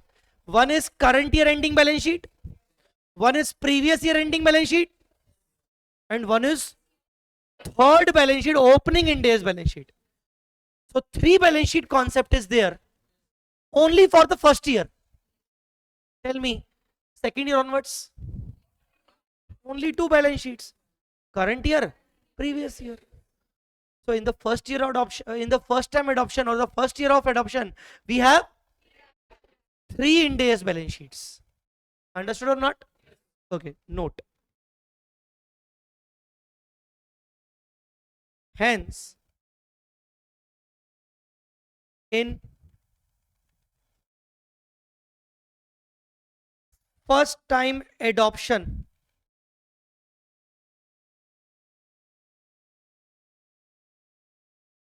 of Ind AS, we will have 3 Ind AS balance sheets. Acha, 3 balance sheet. What about P&L? 3 or 2? 2. Because P&L don't have opening balances, na? You just changed in step 1, you just changed the opening big figures. Opening figures of balance sheet only, na? You can't change opening P&L. Opening P&L is not there. There is no concept of opening P&L. P&L is for the year. You remember your childhood memories. Oh, P&L is a for the year and balance sheet is as on. So balance sheet carries the balances. P&L doesn't carry balances. P&L carries the incomes and expenses only for the year. Understood, guys? So that was the requirement of first time adoption of Ind AS. Done with this?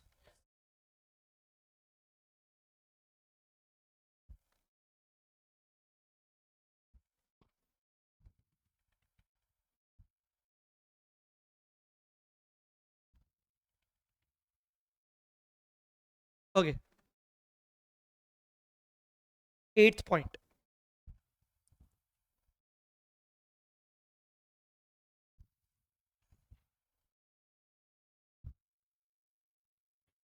We will prepare balance sheet as per Ind AS. We all know now. So are they comply the requirements of, will they comply the requirements of Companies Act Schedule 3 or not? Like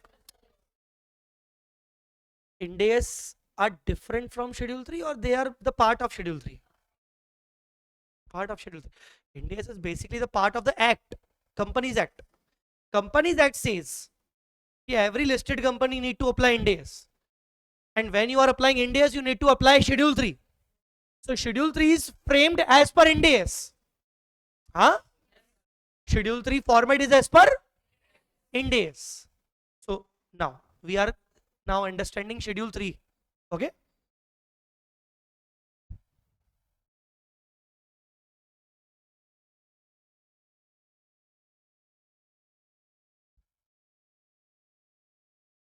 Whenever any entity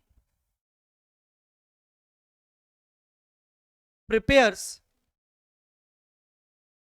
Ind AS based financial statements,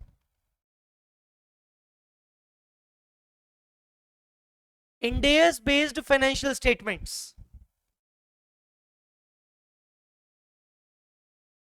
it has to follow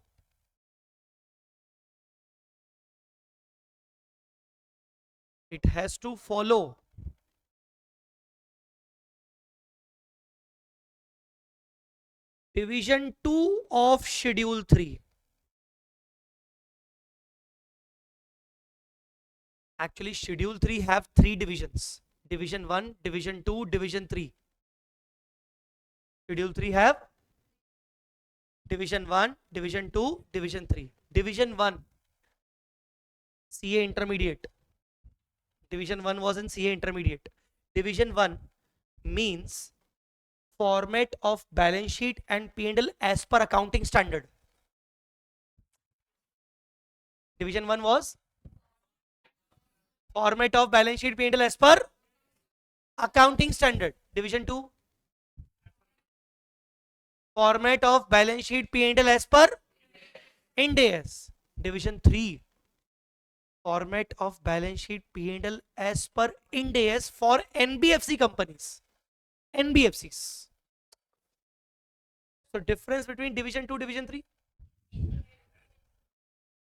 Division 2 Ind AS, Division 3 Ind AS, but Division 3 is for special NBFC. Division 2, all other companies, manufacturing companies, service sector companies, other than NBFCs. In your syllabus, Division 2 is applicable.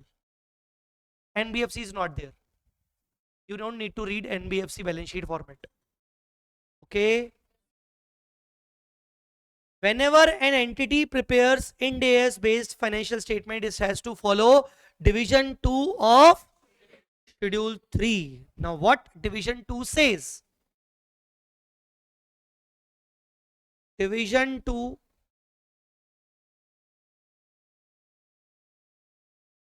is, sorry, division 2 provides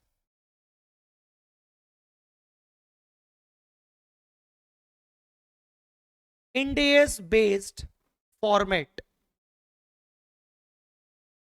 and disclosure requirements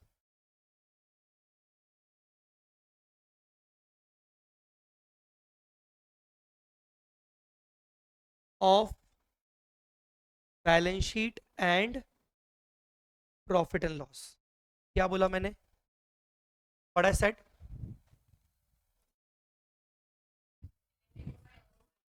हाँ, division 2 provides Ind AS based format for balance sheet and P&L as well as disclosures. Ind AS based format. Division 2 is all about Ind AS based formats and disclosures.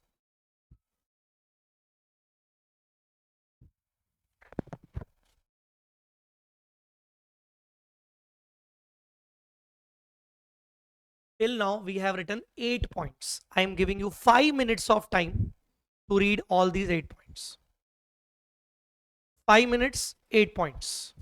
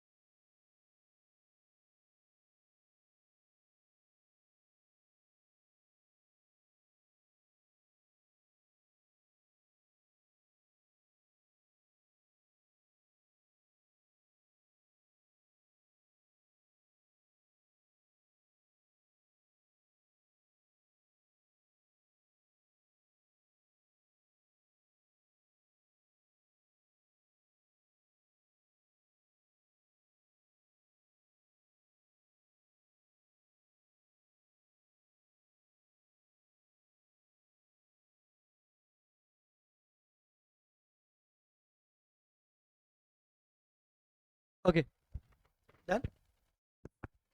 Everyone done. Okay, so we shall start writing the format of balance sheet and P&L now. Okay, we'll write format of balance sheet and P&L as per division 2.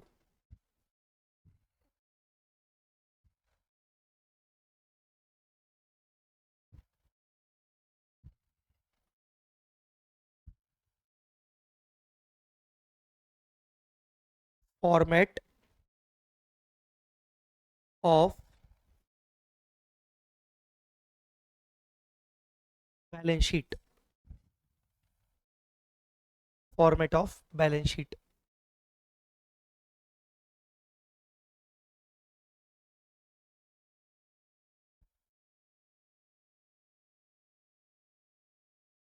Particulars.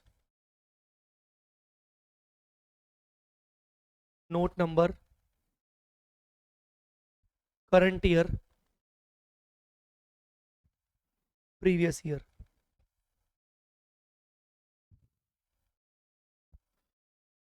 You remember little.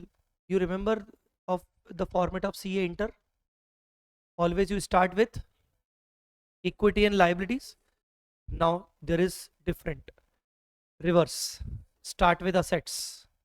In Ind AS we start with assets first. So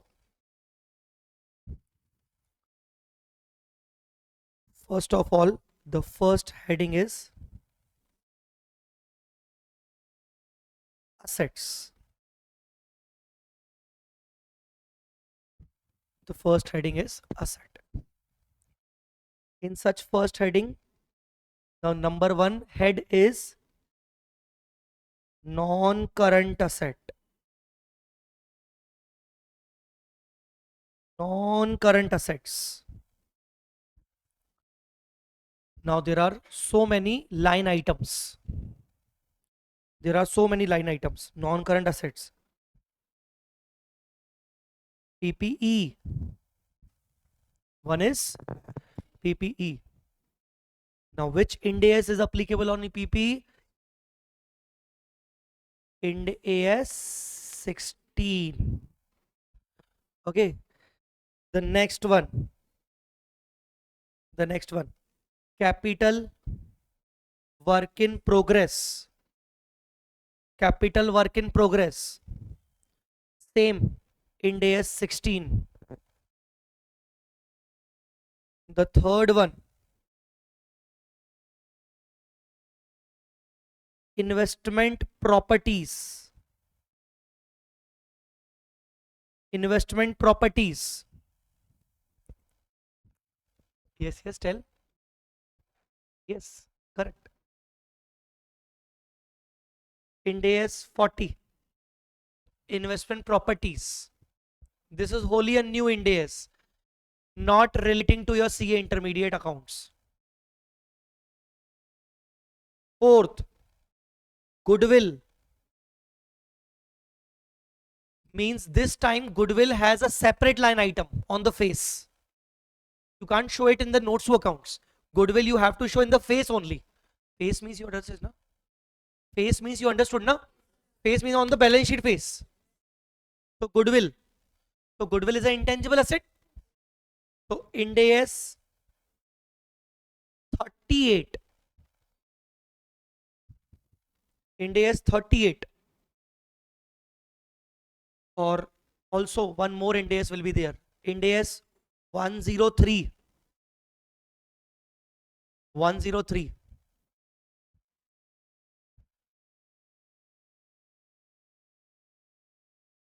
Other intangible assets.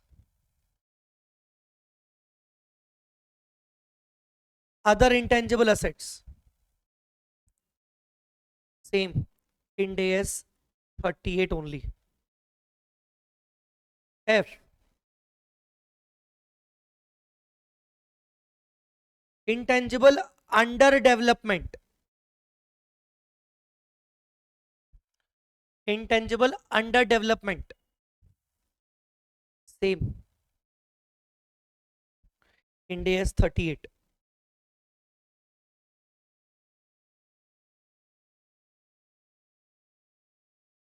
Biological assets. Biological assets means if you have animals for agriculture purpose, you have plants. So these are called biological assets. So they applies as per 41 agriculture. Biological assets.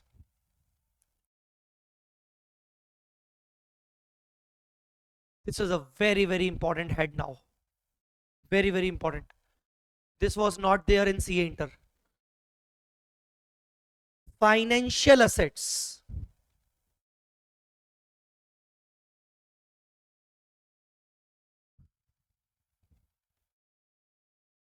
Financial assets. Now, under this, there are different line items. Financial assets, investments,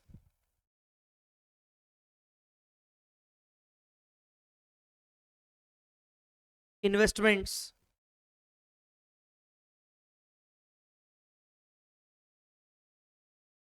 trade receivables,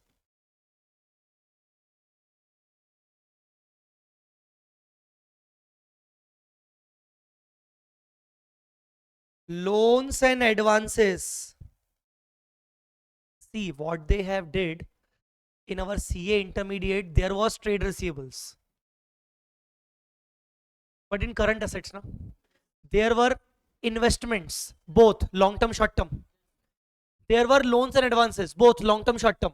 But now they are saying that if you have long term advances, if you have long term trade receivables, if you have long term investments, you all need to show under the main head called, because in the financial asset, Ind AS 32, 107 and 109, these three Ind AS are applicable for all these items. For investment, like you have investment in shares, investment in, you will show them here in the investment. You have investment in debentures, show them investments. You have investment in any bonds, securities, derivative contracts, investments. You have trade receivables, but for more than 12 months, under the head financial asset. You have loans and advances, capital advances, under the head financial assets. All these things are applicable as per which Ind AS? 32, 107, 109. Sir, what is the name of 32, 107, 109? Only similar name, common name, financial instrument. The name of this Ind AS is financial instrument. Ind AS 32, financial instrument. Ind AS 107, financial instrument. Ind AS 109, financial instrument. So why, sir, 3 AS, why 3 different AS? Different requirements. Ind AS 107, financial instrument, disclosure part only. Ind AS 32, financial instrument, measurement part. 109, recognition part. So recognition, different AS. Disclosure, different AS. Measurement, different AS. For the same item. So if you have investment in shares, how will you recognize as per Ind AS 109?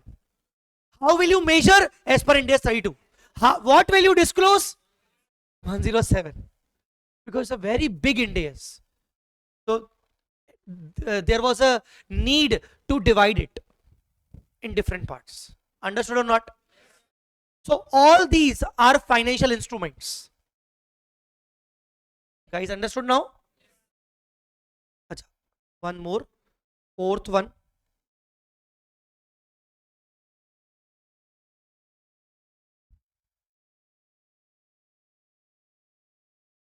Fourth one, other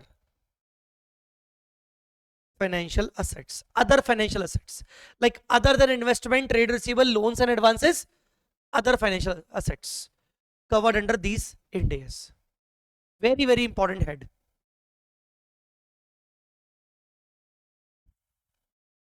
I, deferred tax asset.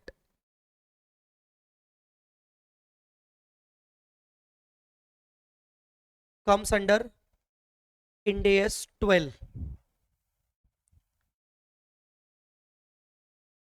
J. Other non-current assets. No specific Ind AS. Any Ind AS may work, like wherever applicable. No specific Ind AS for others.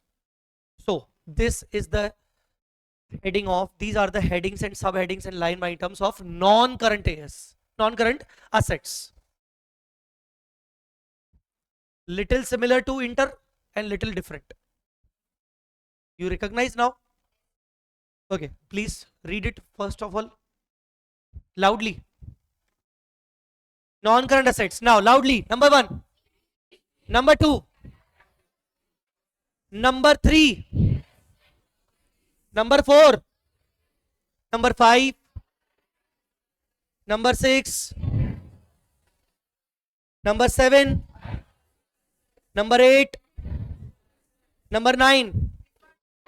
Deferred tax asset. Number 10. So tell me, how many heads are there? 10. How many heads are there? Once again, number 1. Without saying. Okay, number 1. PP. Please try. Please try. Capital work in progress. Investment properties. Goodwill. Intangible have three different items. Goodwill. Other intangible assets. Intangible under development. 6 items once again. Once again 6 items. PP. Capital work in progress. Investment property. See, how can you remember logically? Not the rote learning. Logically. How can you remember? First 3 items belonging to tangible properties. First 3 tangible. What are the tangible? PP, capital work in progress, investment. These are the tangible.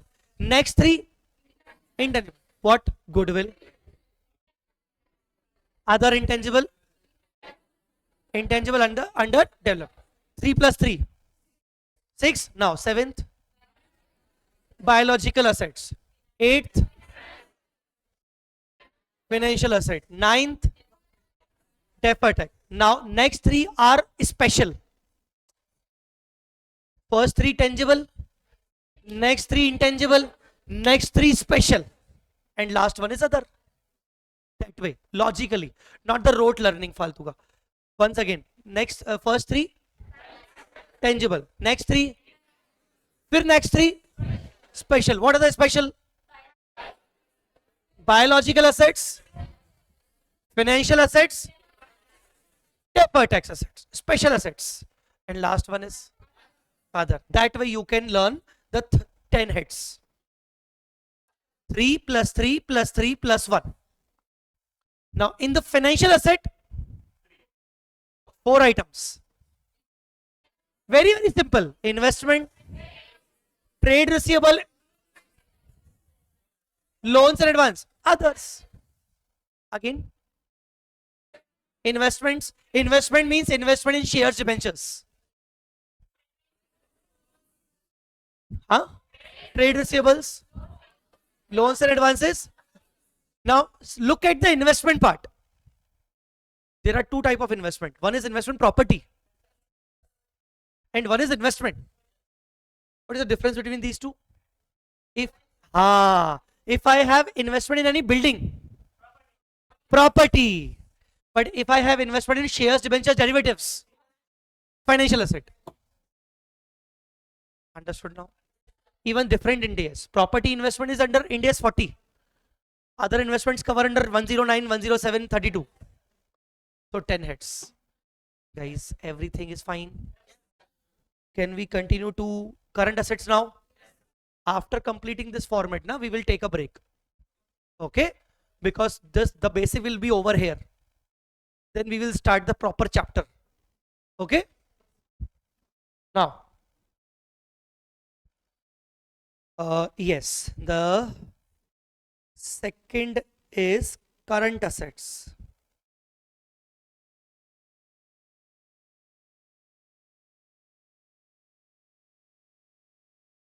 Second is current assets. In the current asset, we have number A, inventories.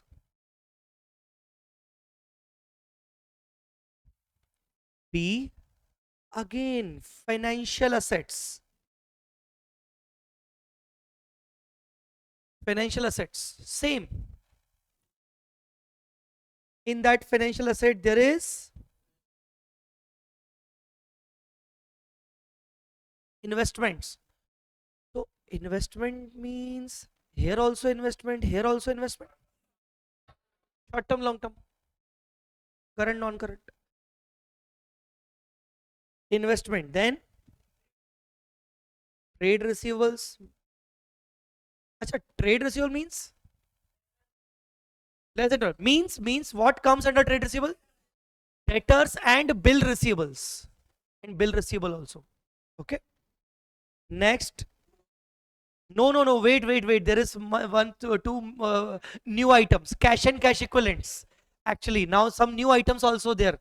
So the third is cash and cash equivalent, because cash cannot be long term, na. So cash is a financial asset because, but it is always a short term. Okay. Cash and cash equivalents. Fourth, bank balances. Sir, bank balance is a part of cash equivalent. Bank balance other than three above. Eh? Other than three above, FD. FD of, suppose you have fixed deposits, but it is not a part of your regular cash dealings, regular bank balance. Okay, then it comes under fourth category. Bank balances other than three above, other than cash and cash equivalent. Understood or not?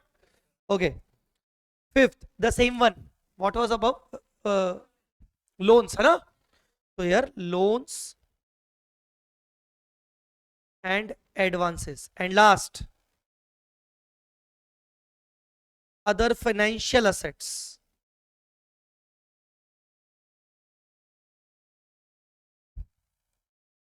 Okay. Inventories, financial assets, then current tax asset. You can look into the non-current asset part. You can look into the non-current asset part. After the financial asset, there was a deferred tax asset. Now here, after the financial asset, there is a current tax. Both are taxes. In the non-current category, there was deferred. In the current category, there's a current tax. Achha, I forget. Inventory comes under Ind AS 2. I forget to write the Ind AS. Ind AS 2. Financial asset comes under, you know 32, 107, 109. Current asset category same, just like deferred tax. Ind AS 12. Ind AS 12. And tell me, guess the last one. Of course, others. The last one is others.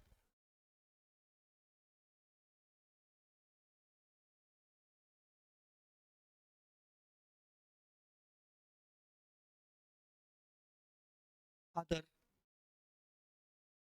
current assets. Other current assets. So this is the format, half format format now. This is the format of asset side. Here you will write total. This is total. Okay. Now the next heading should be equity and liabilities.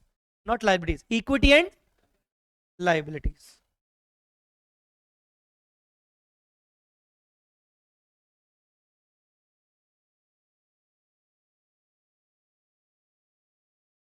Equity and liabilities.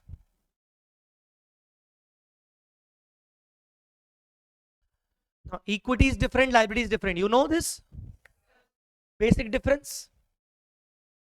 Equity and equity means owners. Liability means outside. Again, a detailed difference. Owners and outsider. Okay, fine. Another difference. Okay. Some in-depth I want actually. Tell me, in-depth. Huh? Means liability. Very good. Obligation to repay. And in equity. Correct. Very good. If I have a fixed obligation that I have to repay to you after a fixed period of time, you are my liability. If I have a fixed obligation means fixed amount that I have to repay you after a fixed period of time, you guys are my liability. Understood or not? But if I don't have any obligation to repay you, I'm just saying that whenever my company will be liquidated or wind up, I will pay you. How much I will pay you? Not sure. Whatever will be the remaining amount, whatever remains, the residual part, I will pay you. You are my equity holders. You are my owners. Guys, are you understanding or not? Are you understanding or not? Understood? What's your name? Okay. Understanding now? Tell me everyone. So liability means fixed obligation, fixed outflow, fixed payment, fixed period. And equity means no fixed obligation, no fixed outflow, no fixed period. Even if I need to pay you, I will pay you only once I will pay the liability holders. Only at the time of liquidation. And whatever the amount remains, that I will pay you. It may be more than your contribution, it may be less than your contribution. But for liability, it's a fix. If they have given me the 5 lakh rupees loan, I need to pay them back 5 lakh. But for equity, if they have given me the 5 lakh contribution, maybe I need to pay them more than 5, less than 5, depending upon the liquidation case. Understood or not? That is equity and liability. But definitely we will discuss this in further, in very detailed manner in financial instrument. Okay. So equity and liabilities. Number one,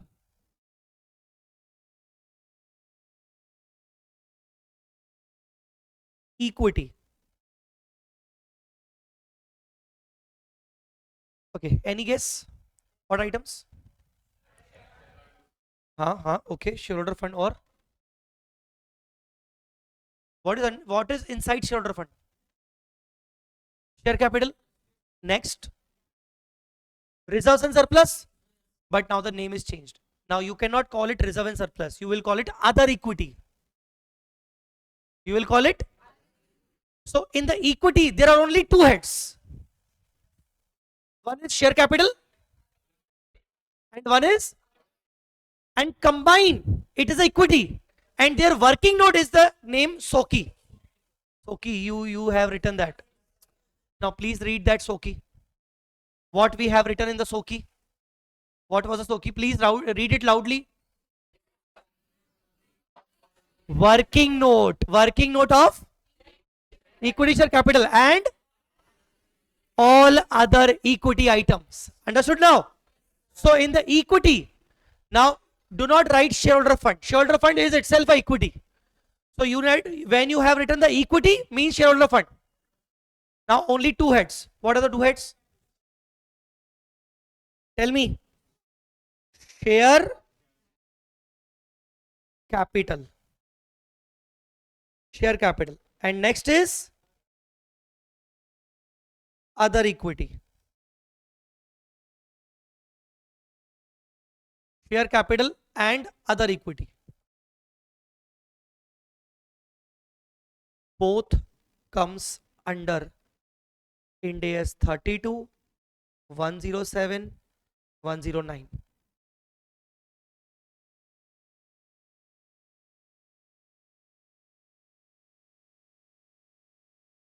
Next is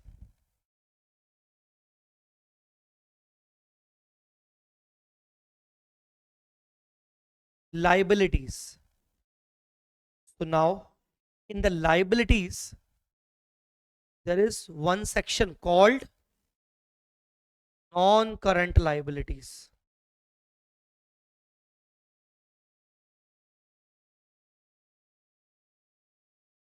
Non-current liabilities. In the non-current liabilities, there is a section financial liabilities. Look at asset side. What was there? Financial asset. Now here financial, same Ind AS. Same to same Ind AS.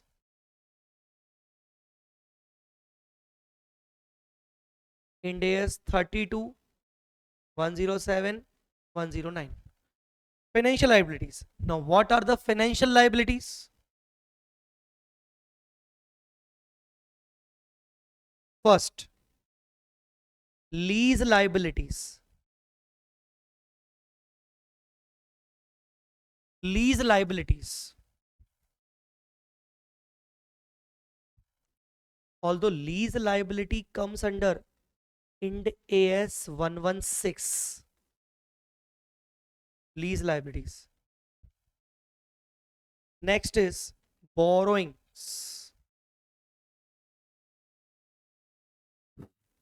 Next is borrowings.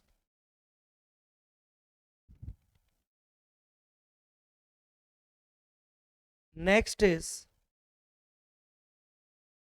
trade payables. Just like trade receivable, long-term trade receivable, in the same way, trade payables.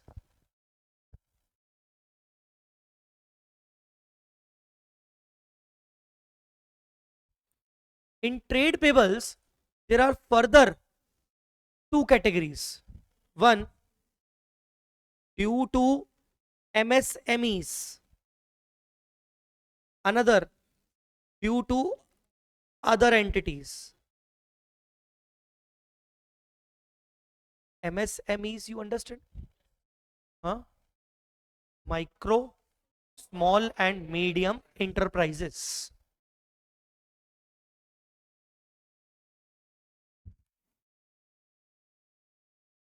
Okay. And the fourth one is other financial liabilities. Other financial liabilities. So financial liabilities carries four heads, four line items. What are those? Lease liabilities, borrowings, trade payables, other financial liabilities. Except lease liability, everything is covered as per Ind AS 32, 109, 107. When lease liability will come under 116. So these were financial liabilities. Okay. Next, provisions. Can I say long-term provisions? Because it comes under non-current liabilities. So you can write the example, the Ind AS, which Ind AS will cover Ind AS 19 and 37. Ind AS 19 and 37. Long-term provisions are there. Deferred tax liabilities. Same Ind AS 12.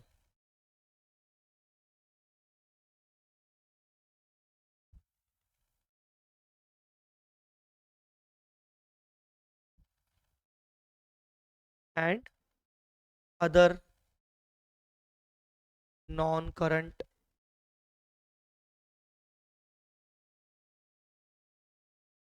liabilities. No specific Ind AS.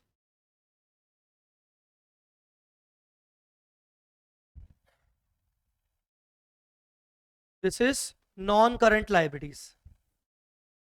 Now next, last would be,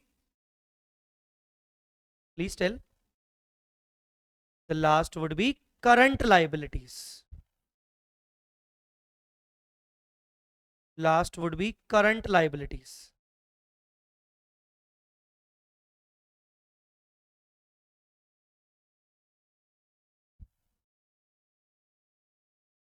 So for current liabilities,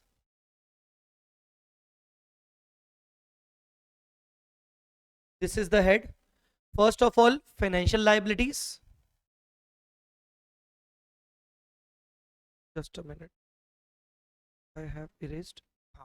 First of all, financial liabilities.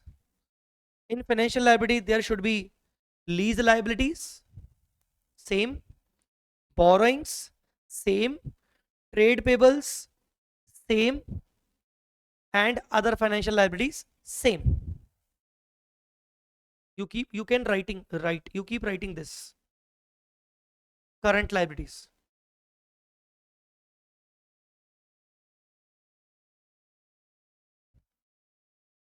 Then provisions.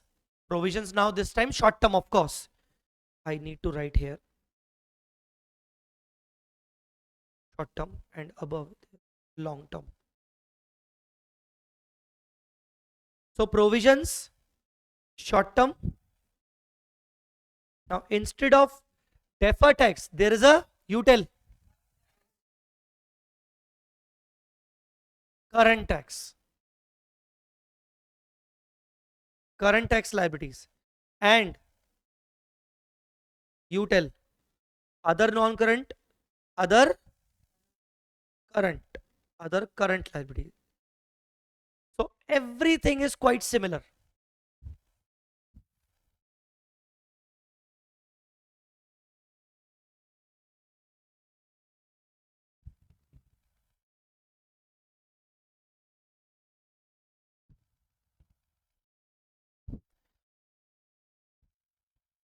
So this was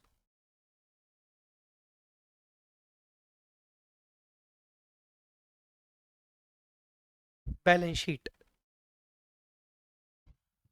This was balance sheet. Don't expect from yourself to learn this format. You will automatically learn this format while doing the question. So don't overestimate yourself or don't over expect from yourself. Okay.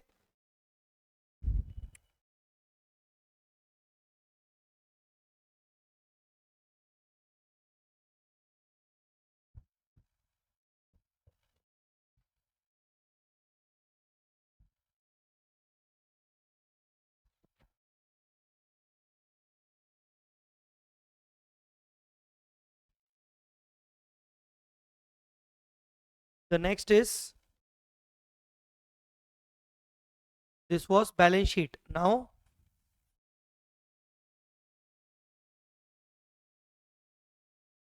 format of statement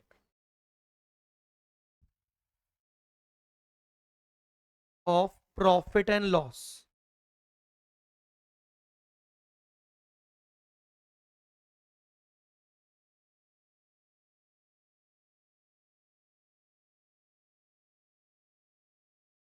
Particulars, note number,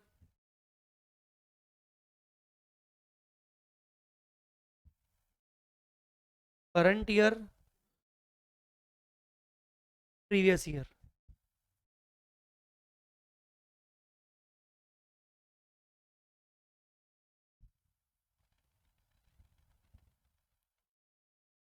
Now here, number one, revenue from operation. Quite similar to CA intermediate. Revenue from operation. Ind AS 115 will be applicable for this item.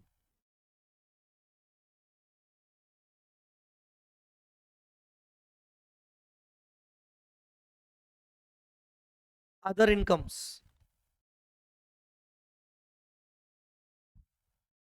other incomes. So here we have total.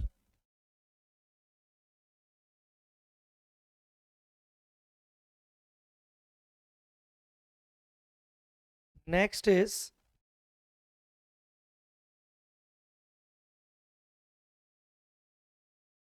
expenses. Next is expenses.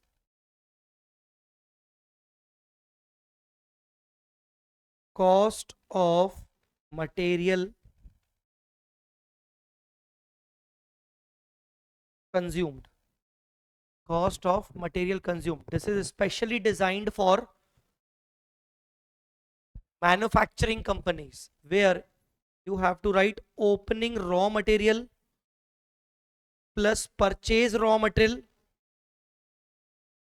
minus closing raw material.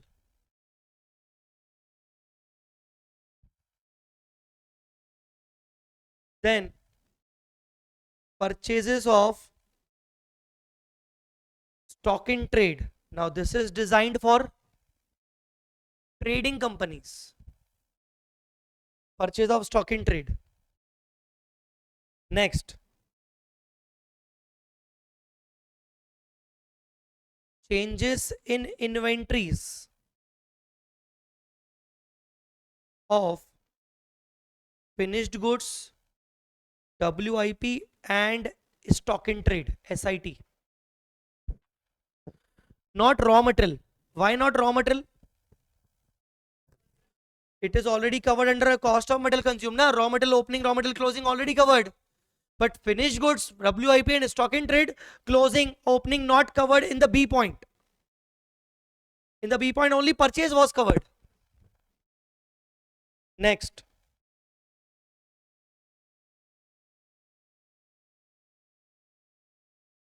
Employee benefit expense. Employee benefit expenses.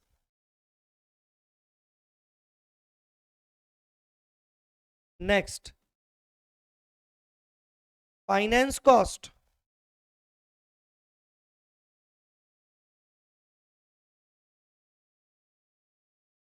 Next. Depreciation and amortization.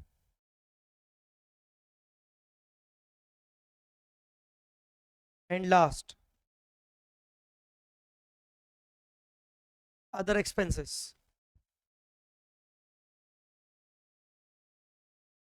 As far as Ind AS names are concerned, cost of material consumed, you can write Ind AS 2. Inventory. Purchase also, same. Changes in inventory, same. Employee benefit expense, Ind AS 19. Finance cost, Ind AS 32. That means same financial instrument. 32. As well as 23. 23 is borrowing cost. You remember? CA inter borrowing cost. AS 16. That is same. AS Ind AS 23. Depreciation amortization. Ind AS 16 because of PPE. Depreciation. And Ind AS 38 because of intangible asset amortization.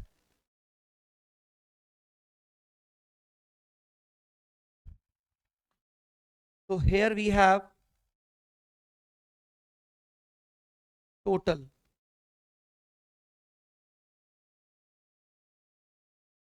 Here we have total.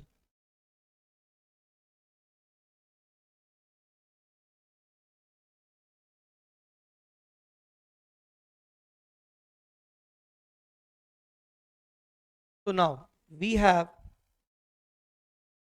profit oblique loss before exceptional items and tax. before exceptional items and tax.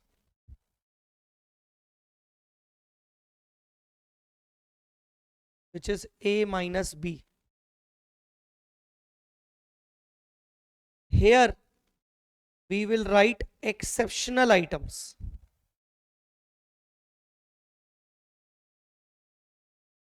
We will write exceptional items. Now there is no concept of extraordinary items. In AS, you remember there was extraordinary item and exceptional item both. In Ind AS, there is no extraordinary item. There is no such head. We can't use any head like extraordinary items. Okay, there is only one head called exceptional item. We will be writing the head meaning of exceptional item. Don't worry. I will give you some examples also. Don't worry. Once the format will be completed, I will give you. After exceptional items, you will write profit loss. Tell me. Before tax. Very good. Profit loss before tax. Now then we will write tax expense. In tax expense we have current asset, current tax plus minus deferred tax.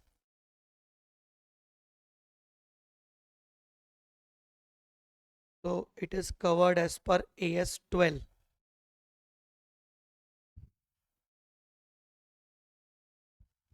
So now we have profit oblique loss after tax from continuing operations. Profit of loss after tax from continuing operations.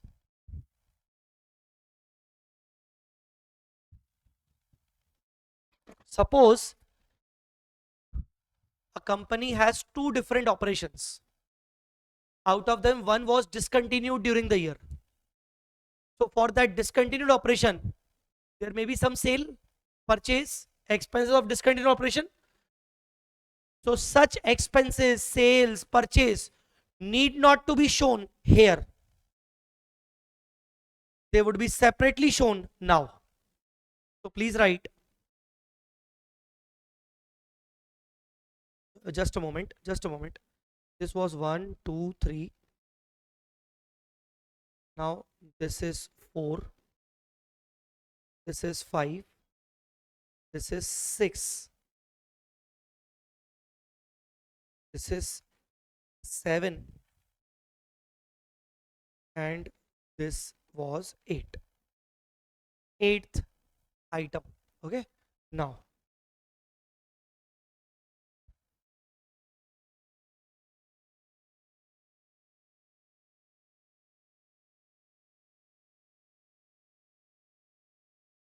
ninth,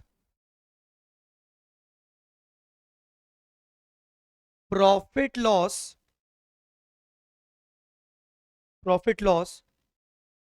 from discontinued operation.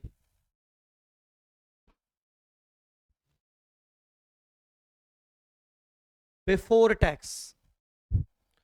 Profit loss from discontinued operation before tax. 10th item, tax expense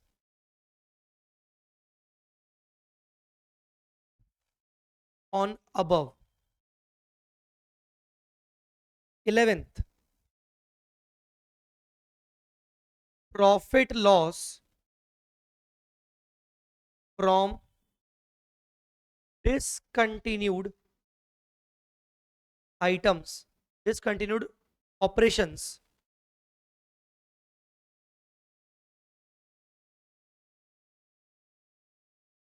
after tax. Now we have two profits. Tell me which one? The 8th one and 11th one. Read that. Profit loss after tax from continuing operation. Next, profit loss after tax from discontinued operation. We have two operations. So combine. Tell me. The 8th one and the 11th one becomes the 12th one. Profit loss for the year.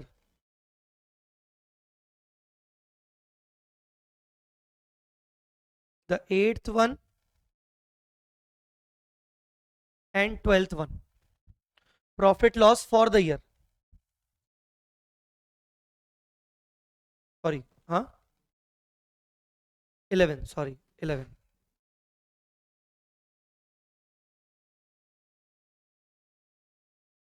11. Profit loss for the year. You understood, guys? Now, 13. Any guess? Yes. OCI. We understood now earlier. OCI is a part of profit and loss. Other comprehensive items. You remember anything? It is again reclassified. It is again classified into two categories: NRPL, RPL. So here, A. I'm writing it short. You can also write in short. Don't worry. One is NRPL and B RPL. NRPL, RPL. Now, last. Tell me. This will be the total. Okay. The total. Now tell me. This plus this will be.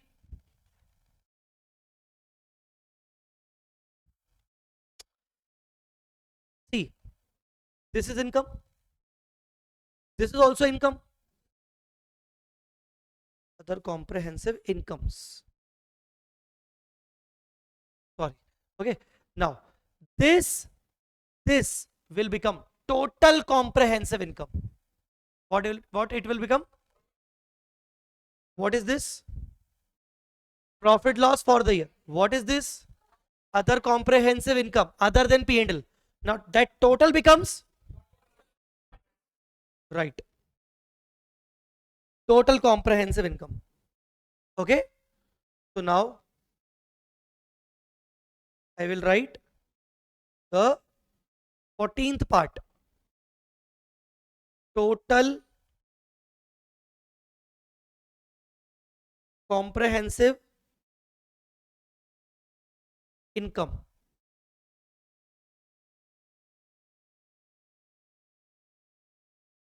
What we will do? 12th and 13th. Total comprehensive income.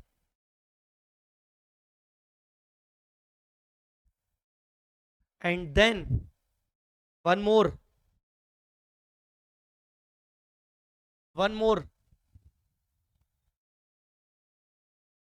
EPS.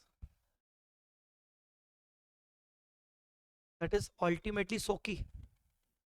Here the transfer वगैरह नहीं. SOKI will show all the transfers. Yes, basic EPS and diluted EPS. Earnings per share. The last is earnings per share. Covered by two EPS. Tell me. Basic EPS. Diluted EPS. Covered under Ind AS 33. EPS comes under Ind AS 33. Done? So this was your P&L.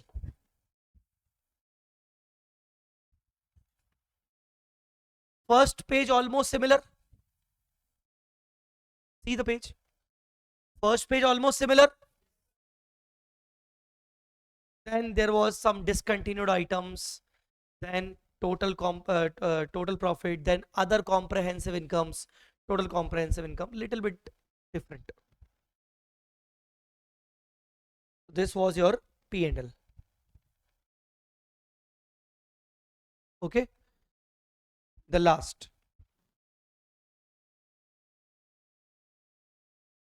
format of SOKI. Format of SOKI.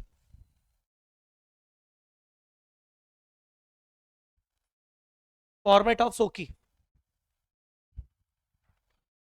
Now, when you prepare SOKI, you know na, inside the SOKI, what will you do? Inside the SOKI, what will you do?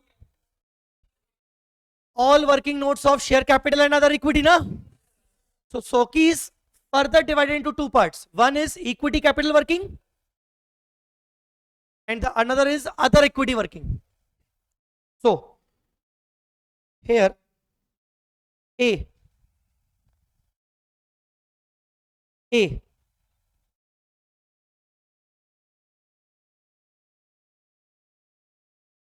equity share capital. Equity share capital.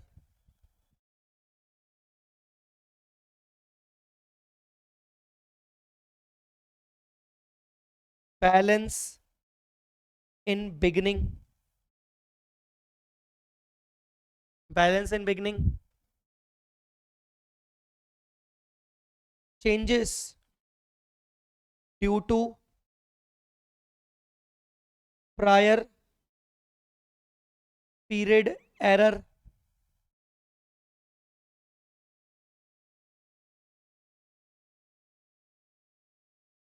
Restated balance at beginning. Balance in beginning. Changes due to prior period errors. Restated balance at beginning.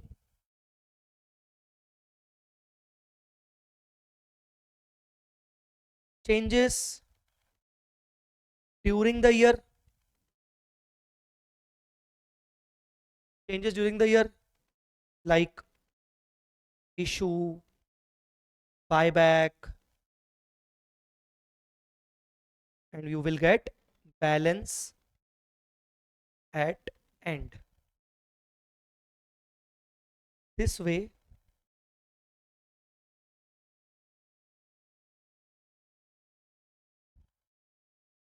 this is the basically format of equity share capital inside SOKI. Equity share capital inside SOKI.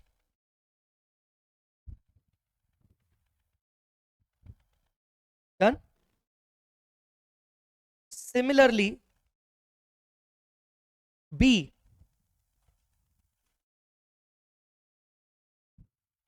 should be other equity.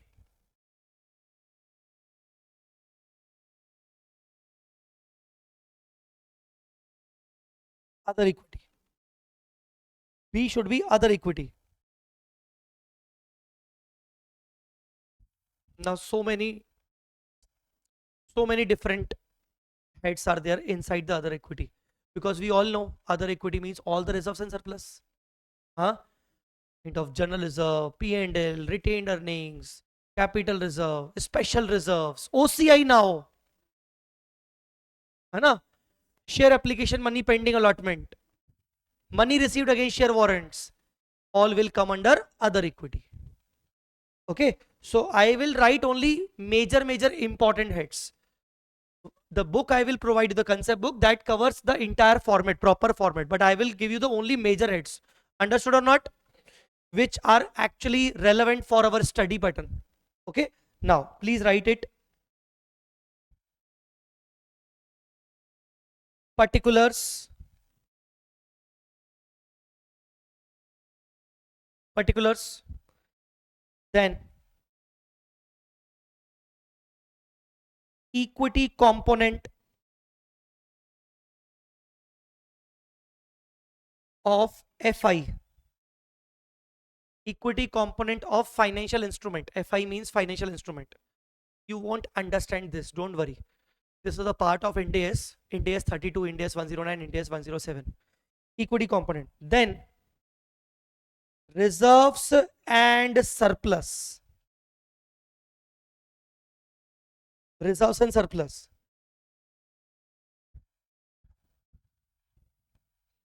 Inside reserves and surplus, there are different heads.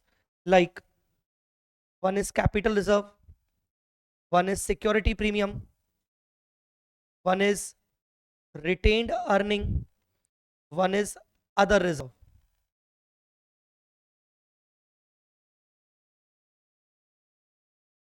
Like that.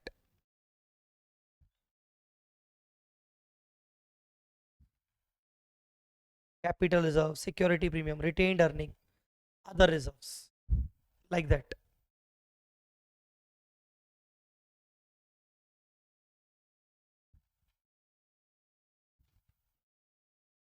Now here, items of OCI. You remember now the concept of OCI? Huh? Any item which need to be directly transferred, which need to be transferred to reserve and surplus. Now it should be transferred through OCI. So here the items of OCI. Now items of OCI may have different subheads. Just like this, reserve and surplus have different heads. Items of OCI may have different heads. Like RR. RR means revolution reserve. You remember? Like FCTR. You remember? That way. So there may be so many items. So I'm not writing each and everything because we don't have enough space. But my book will have the complete format. Don't worry. And other items like that.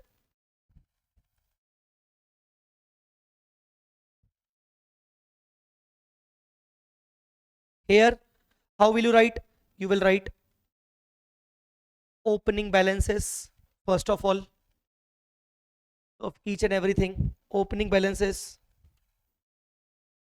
Then changes in opening balance due to error. First of all, opening balance, then changes due to errors, then restated opening balances,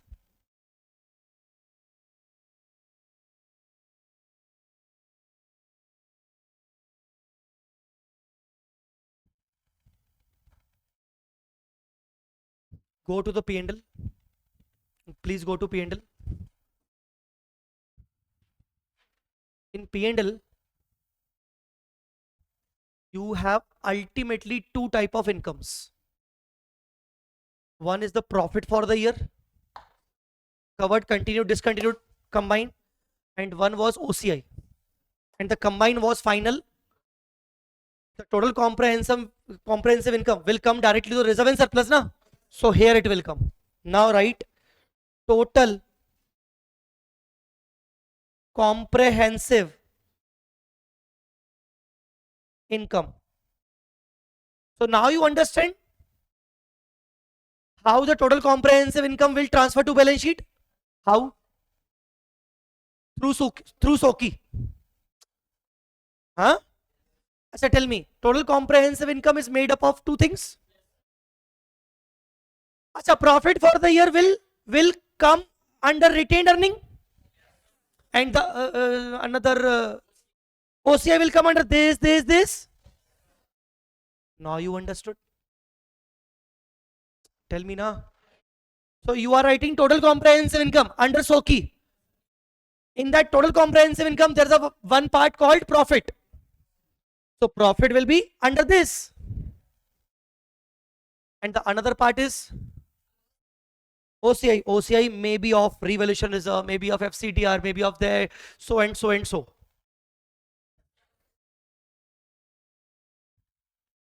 Okay. So I'm writing here like this one, this one, this one, like that. Total comprehensive income. Okay.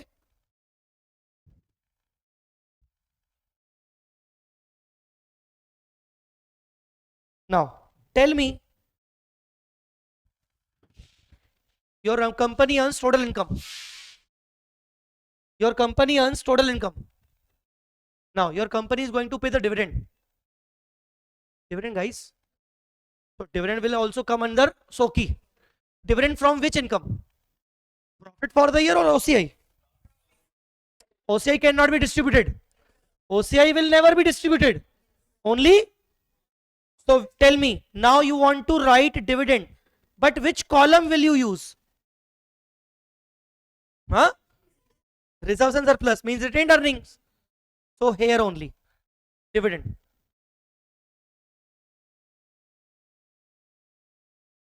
Dividend. Okay. Now tell me, transfer to general reserve. I want to transfer some general reserve from P&L. Where I will do this. Simple. From retained earning to other reserve. Like here minus, here plus. Tell me now. So here transfer to other reserves. So what is plus, what is minus? Retained earning minus other reserve plus, simply inside the SOKI. Everyone. And last but not the least, closing balances. So this is SOKI. Guys, understood SOKI? SOKI is made up of two parts. SOKI is made up of two parts. One part is, and another part is, in other equity there are so many heads of reserves and surplus and OCI items, and even some new heads which we will work in the subsequent classes. Okay, understood? So that way we have covered our schedule 3. Guys, understood now? How many pages? Tell me. In my case, there are 9 pages. Overall basics, overall basics from first point. From first point, 7 pages. I have covered 9 pages. Now what will you do? Keep at least 7-8 pages additionally extra. We'll start a new chapter from, not from very next page. Keep at least 7 pages additionally, so that in future if I need to cover few more basics, we will write here. Okay. So how many pages you will leave? 7. 7 are maximum. 7 are maximum. 7 are maximum pages. And then we'll start after these 7 pages. Leave the 7 pages blank pages, and then we will start new chapter. Okay. So shall we now conclude this session at least? Huh? We'll take a break. I'm concluding this session. Take a break, and then we'll start new session with a new chapter. Understood, guys? Okay. Thank you so much. We'll start the new chapter after the break. Right now we are taking a break. Okay. Thank you so much.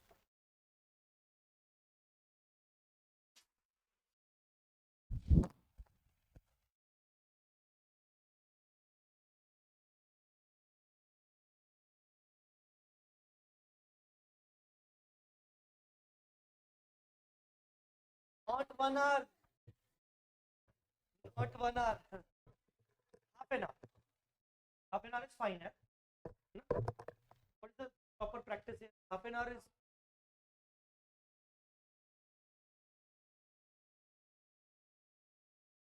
So half an hour break. It is right now 11 o'clock.